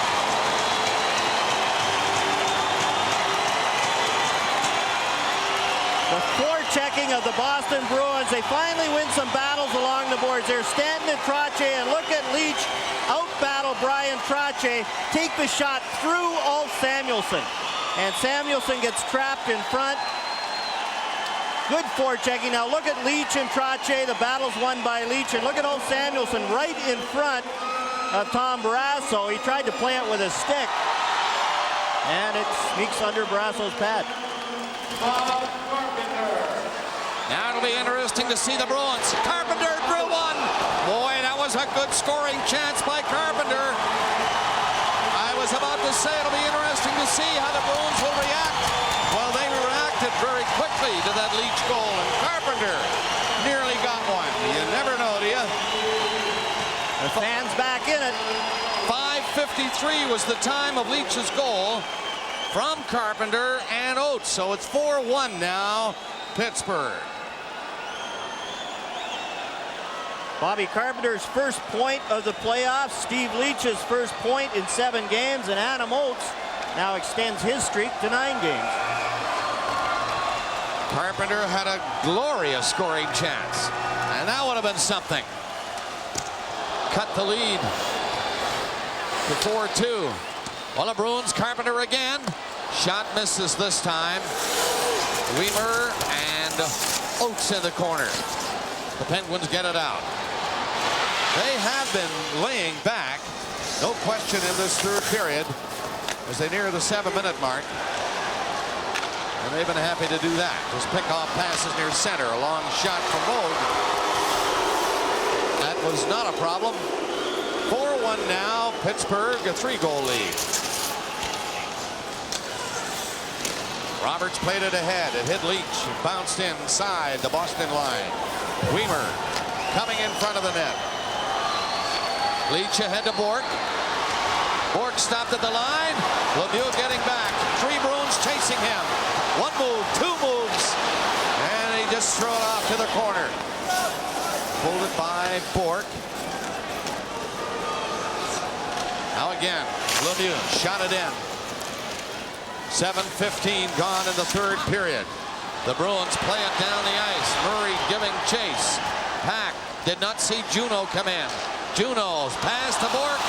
Hopped over his stick. And Tocchet couldn't stop it near center. 12:25 remaining. Puck into the crowd. Boston has a goal. Leach at 5:53.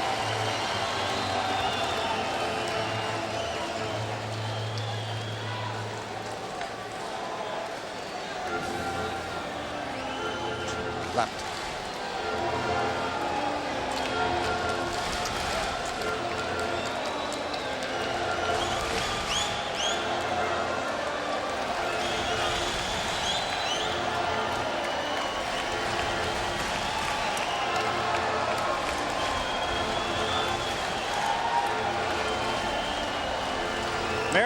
Lemieux standing still inside the Bruins zone. Watch him gain the blue line. And right here, standing still. He stops, beats one man. Look at this move, flip over the stick, and then pass. But Larry Murphy didn't read the play, or he would have been wide open. And Lemieux remains on with Francis and Tocchet. Murray for Boston. Poulin and Ruzicka. Here's Lemieux coming to center. Waits. Throws it in on the right wing, which was open. Stevens catching up now. Stevens turning around in the corner. Lemieux fake the shot. Back of the net with it. And it's Murray for Boston. Up for Ruzicka. That's intercepted at center. Lemieux back in. Dances over the line, and then the pass stopped by Gord Murphy. Back to Ruzicka. In with Juneau. Juneau feeds it into the corner for Murray. Stanton staying with Ruzicka. They battle in on the boards.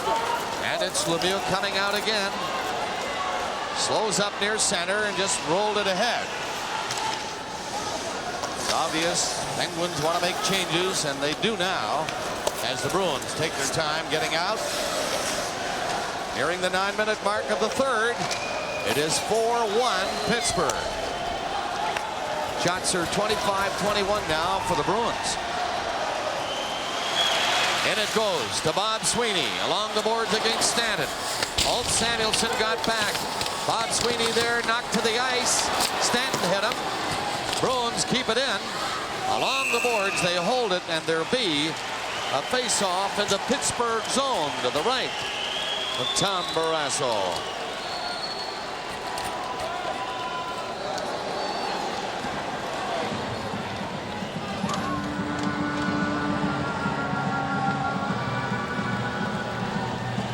Quad.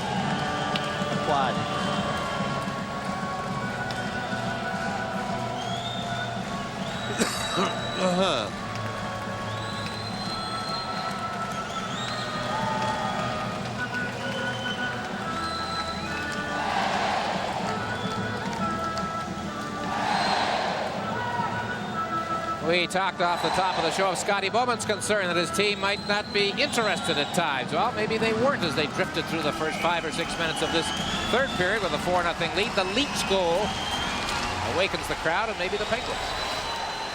And maybe Bourque.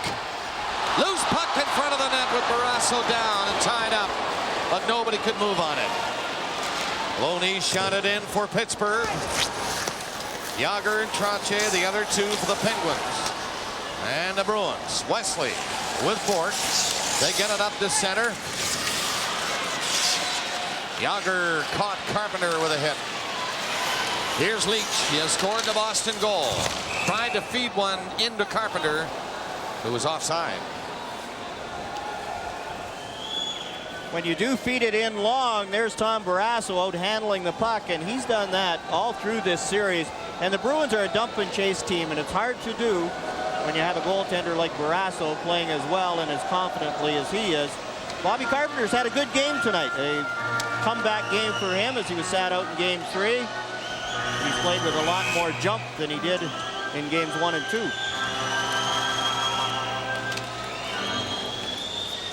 Nearing the halfway mark. Third period. And the Penguins trying to sweep the Boston Bruins and go on to meet the Chicago Blackhawks for the Stanley Cup.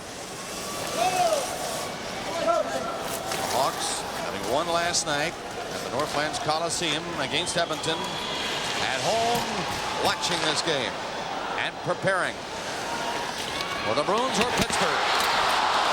Bruins in. Duras centered, and McCackron sweeps it away. Up across the line and drop back. Francis. Backhand to McCackron. He can't move it. Ruzicka has it. Long pass. Hitting Donato at center. He just shot it in.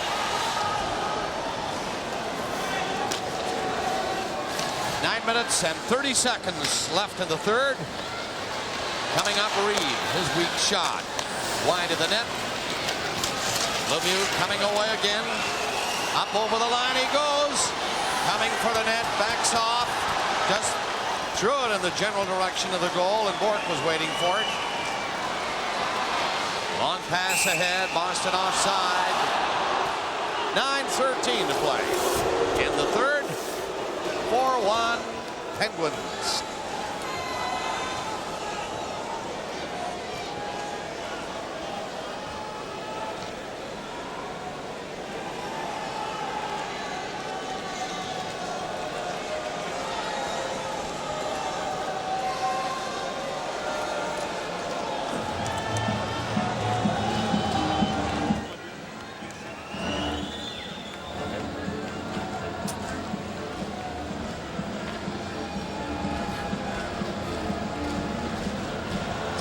It would appear that the Penguins are 9 minutes and 13 seconds of playing time away from this happening, the opening game of the Stanley Cup Finals. We'll have it for you Tuesday night, 7:30 Eastern Time, 4:30 Pacific Time. However, if the Bruins make the comeback of the year in this one, why, we'll be in Pittsburgh Monday for Game 5 of this series.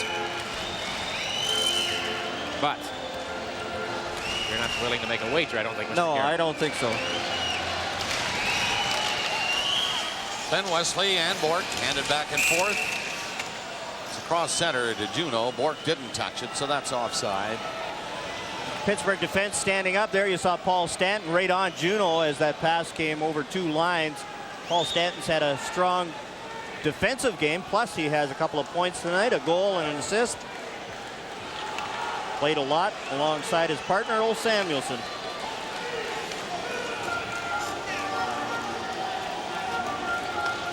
Tocchet, Stevens, Lemieux. Bruins. Murray with Juneau and Dave Reed. Wesley just inside the line. Skips along the boards past Tocchet. Now the puck comes back to Tocchet. And he just allowed it to roll to center ice. Reed shoots it in. Barrasso out to stop it for Stanton. Pulling away from Murray. And now Lemieux to center. Little soft pass ahead for Tocchet. Tocchet was covered, couldn't move toward the net. And the Bruins will clear it out. That's Bork. Takes his time. Wesley for Boston to center ice. Juneau got in as far as the line, and then he was covered. Larry Murphy couldn't move it out. There's a pass by Stevens to Tocchet and back to Stevens. But he can't get by Hines. 2 players go to the ice, and Gord Murphy shot one in wide. Oates on it. Couldn't center it. Yager turning in the corner. Yager again. Picked it up. Skated out and then threw a pass to the left wing to the defenseman Gord Roberts. And it's called at the line with 7:47 left in period 3.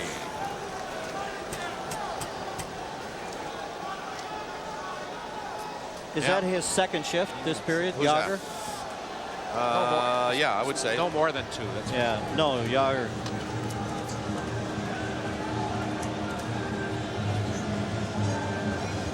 I got a little story I can tell you about him before the game. You want me to? Okay, sure, yeah, go ahead. Just a little, okay.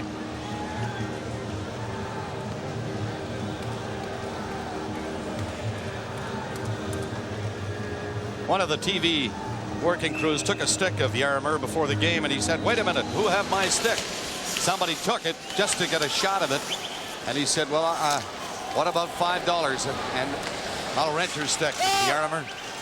He said, "Okay, $5.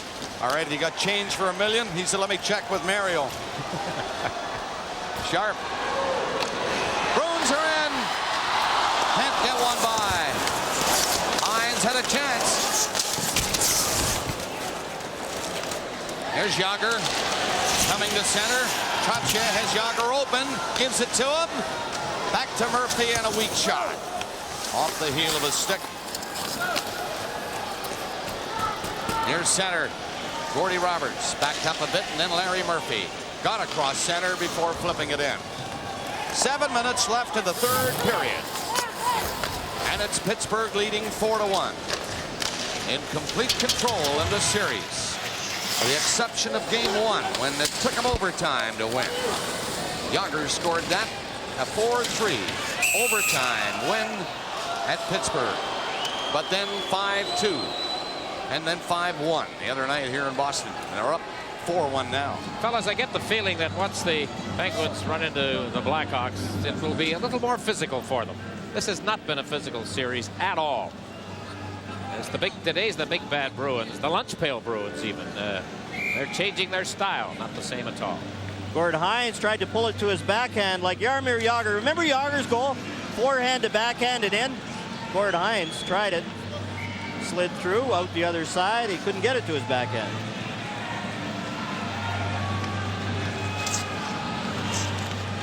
Face off just inside Pittsburgh line and won by Francis cleanly. Backhanded the puck on the face-off down the ice. This is Weimer.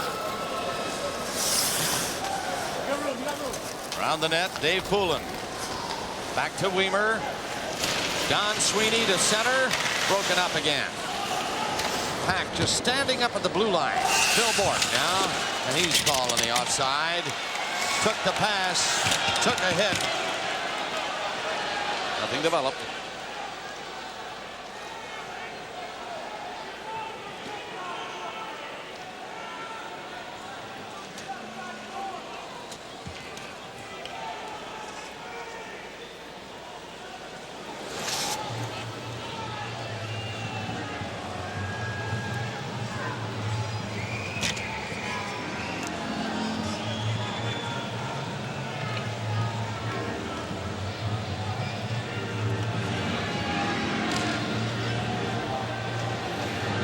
Been a tough series for Andy Moog, but you know, he's been a terrific playoff goaltender. He's 5th on the all-time list goaltender wins in the playoffs. Behind Billy Smith, Ken Dryden, Grant Fuhr, and Jacques Plante. Pretty select company. And really, one of the big reasons the Bruins are this far this playoff season. But what do you do with Jagr and Lemieux coming at you? Only 2 of them, but it seems like in droves. And every time they score on the rush, it's usually a 3 or 4 pass drill where they end up getting Andy out of position and sliding it into an open side. 5:50 left in the third period. Francis on the boards against Murray. Here's Phil Bourque centering it. McEachran trying to get a shot, but Bourque prevented that. Wesley around the net. Coming out for Boston. The center is Murray. Backing up, Kjell Samuelsson. The shot went by in front of Barrasso. Kept onside by Murphy. In back of the net, Murray. Can't make the play. Hines comes in, but then McEachran got in front of his shot. There's Murray for Boston. Can't center it. Phil Bourque blocked that pass out. Turning is Hines. Going for the net. Low shot missed. And it's out over the line with 5 minutes remaining in the third period. Juneau fired one down the ice. No icing though. Kjell Samuelsson and Pack. And they get it out. Reed brings it back in with Sweeney. Donato in front. Pass doesn't get to him. Here's Lemieux coming to center. Up is Stevens. Upended at the line by Gord Murphy, and back in Bob Sweeney. Don Sweeney now with a shot. In front is Reed, and he just missed. 4:25 remaining in the third period. The Pittsburgh Penguins, defending Stanley Cup champions, will go on to meet the Chicago Blackhawks after this one tonight in a best-of-7, which should be a great one. Starting Tuesday in Pittsburgh. Thursday in Pittsburgh. There's Moog coming out as Tocchet was in, and Tocchet very wisely got out of the way for the goaltender and let him slide by. No damage. 3:59 left.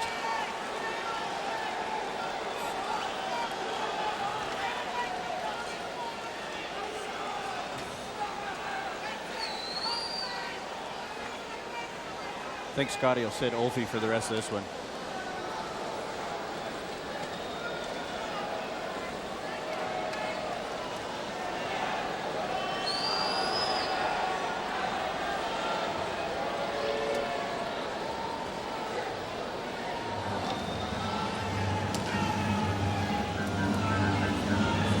Oh, Samuelson challenged by the Bruins.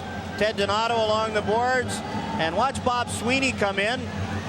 They had words. Here's Sweeney. And look at Samuelson had the elbow up. He saw him coming. And there's nothing develops out of that. Samuelson went to the bench. Now watch Gordon Murphy try and hit Kevin Stevens. Stevens saw him at the last second, avoided the head. 3:50 left as Andy Moog swipes one away. Oates racing up to the Pittsburgh line. Gordy Roberts stayed with him. Shot down the ice. Moog out again, tapping it away, but Yager saw that. Skated by the puck. Ray Bork for Carpenter. Carpenter coming out. Just shot at the center. Gordy Roberts for Yager. Had to glove it. Played it ahead. Again, Leach pulling away from Yager. In with Oates. Back to the line. Wesley off the boards. Wesley tied up. Put it in front of the net, and Yager is out on Carpenter. Carpenter poked it off his stick. Hines ahead to Oates. Dropped it. Leach to Oates. Just tipped it toward the net. Barrasso had a little difficulty steering that away. Ruzicka can't get a shot. Larry Murphy nearly broke away. Francis does. Here it is. Stopped by Moog on that breakaway. Francis gets in front and gets a pass. McEachran turns. Threw it toward the net on the backhand, and Hines got it out. Down the ice for Pack. And we have 2 minutes and 30 seconds left in the third period. This is going to be an icing call against Pittsburgh. We're about to meet the Chicago Blackhawks in the Stanley Cup final. Ronnie Francis, who has had a strong game, tried to go through Andy Moog's legs with that shot. Stopped by Moog. 3 stars tonight. I don't think too difficult to pick. Yeah, speaking of strong games. Okay, now who's the other two?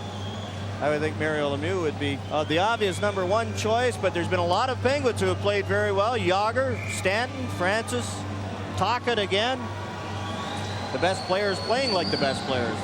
Yager has a goal. Lemieux 2 goals.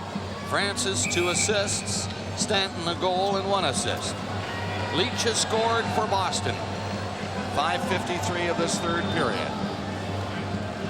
So the Bruins had 3 goals in the first game, 2 in the second, 1 in the third. They have 1 here in the fourth. Down in front is Barrasso to stop Poulin, who tried to make it 2 on this night. And there's Jim Pack, another unsung hero for the Pittsburgh Penguins, tying up Dave Poulin as he tried to go to the net. Poulin right here goes around his Czech Brian Trottier, gets to the net, and there's Jim Pack making sure that Poulin can't get the rebound. Penguins have been very effective doing that.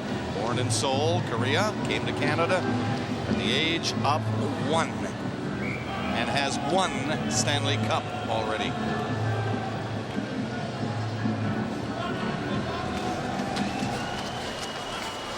He is seeing a lot more action this time around.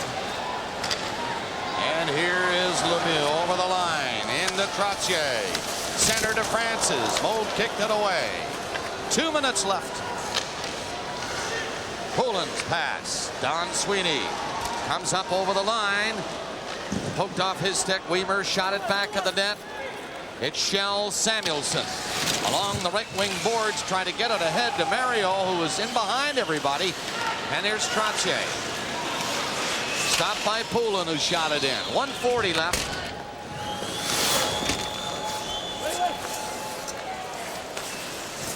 Pittsburgh did it the hard way this time. They had to fight back against Washington. Fight back against the Rangers. Handling the Bruins in fine style here and in Pittsburgh. And now Chicago coming up. And that'll be a great one.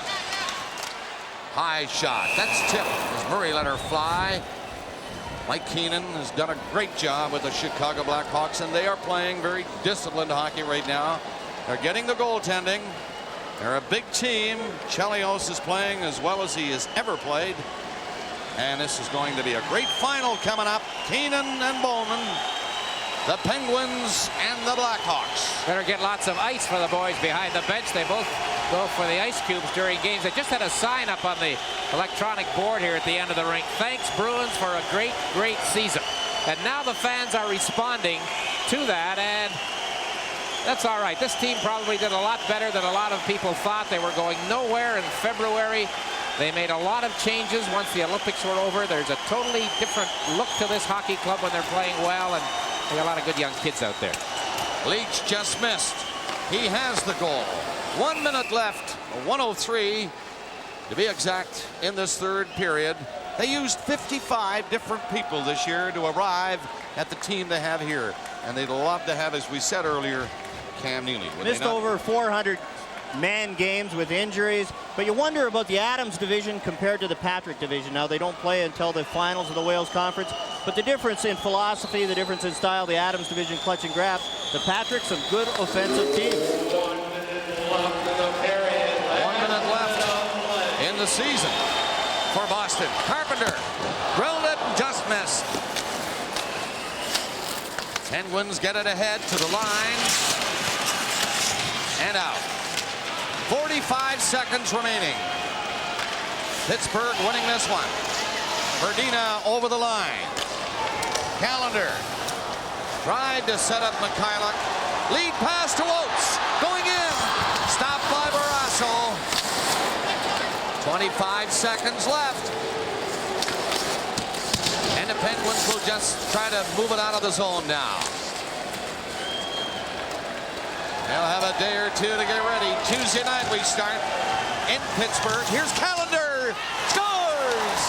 Callender gets his shot and his goal with only 10 seconds left in the third period. And that's a pretty good thrill for young Callender. Second goal of the series. A lot of stuff being thrown on the ice now, including dangerously some cans. Here's the shot from Callender, and look at Dave Mikhailuk is standing right beside the net, and Andy Moog is wondering about Mikhailuk being in the crease.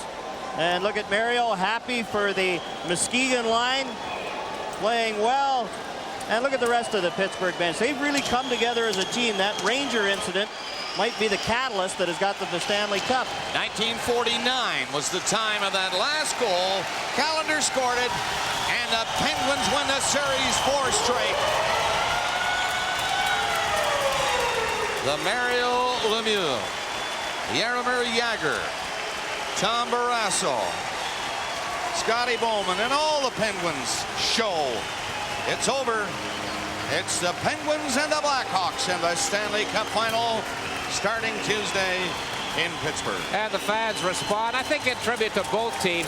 John, you mentioned about the two divisions. I think what we saw here was the playoff winner of what is perhaps the strongest division in the National Hockey League against the playoff winner of the division that is probably the weakest division competitively in the National League. So, while maybe we didn't expect a sweep, it would have been an upset of major proportions had the Boston Bruins defeated the Pittsburgh Penguins. I agree with you, Bob. I think the finals are going to be just a heck of a long series, a good series with Tom Barrasso against Eddie Belfour, Mike Keenan against Scotty Bowman, and the best players on the Penguins are playing well, and the best players on the Chicago Blackhawks are playing very well. Should be a dandy. Scotty will be coaching in the Stanley Cup Final Series for the 9th time. His record so far, 5 wins, 3 losses. All of the losses came when he was with the St. Louis Blues. His wins came with the Montreal Canadiens. The Penguins win the Prince of Wales Trophy for the Wales Conference Championship. And they had a great series, no question, especially this one against Boston. And not to put the Bruins down at all, but the Bruins were outclassed by this Pittsburgh team. Gave it a great shot by coming out strong in the first game, but then Pittsburgh caught fire. Mario got back, and then it was over, really. And they won this one tonight 5-1. Let's go down to Chris Cuthbert. The game, did you have any idea that when you entered the series in Game 2, you could have this kind of impact?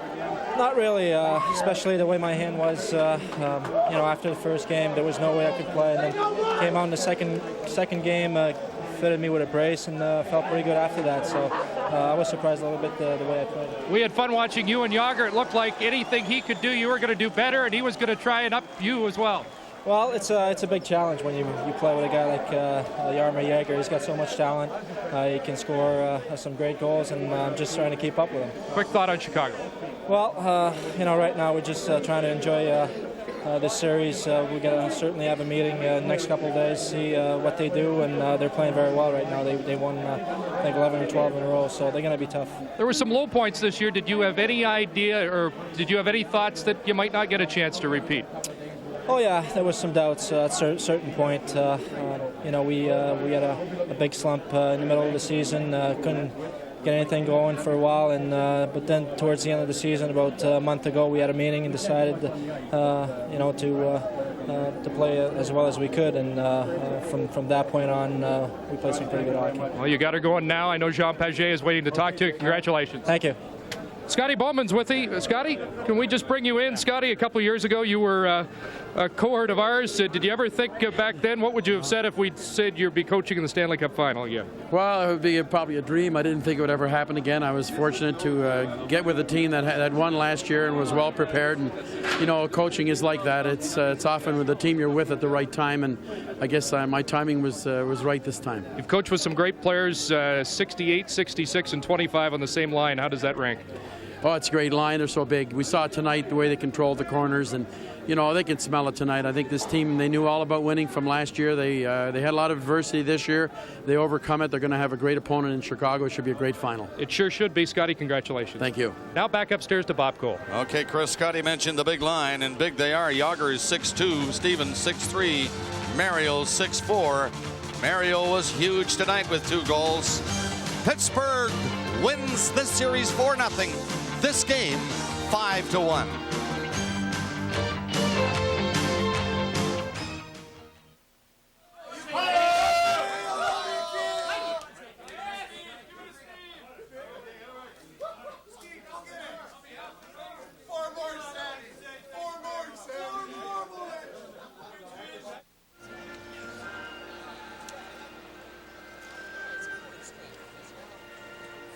Who are they? What are they? 3 stars. Who are I they? think it's Mario, Yager. Yeah. Okay. Bruins 30.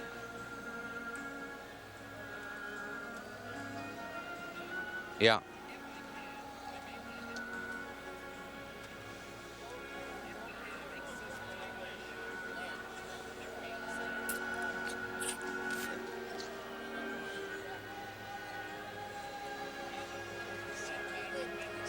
Who that? You know who that is, eh? It's Gil Stein. Who is it? Gil Stein.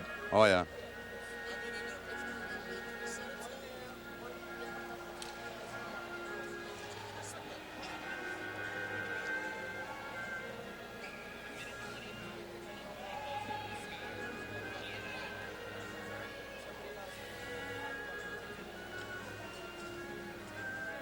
In what?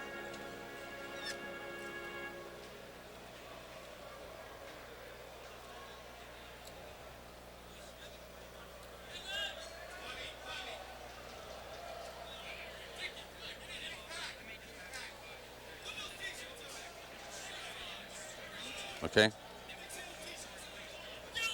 Okay.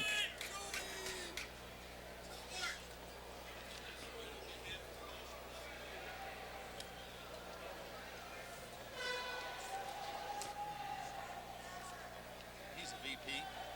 It's good enough.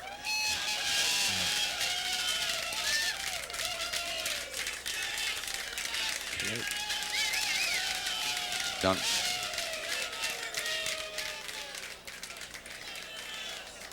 Oh.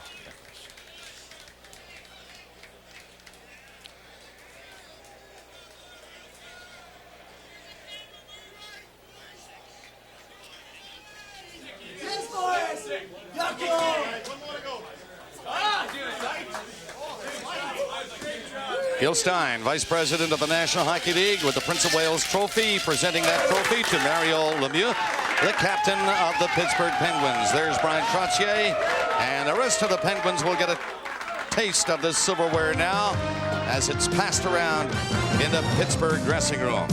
They won this series 4 straight over Boston. This last game tonight, 5-1. And in the game, the people who really shone, the 3 stars. The Molson 3 stars tonight. Mario Lemieux with 2 goals. Tom Barrasso had 30 shots to handle, only 1 got by him. That by Leach in the 3rd. And Jaromir Jagr, who electrified the crowd with a beauty at 4:51 of the first period, was our 3rd star. Final score again in this 4th game tonight. Pittsburgh Penguins 5 and the Boston Bruins 1.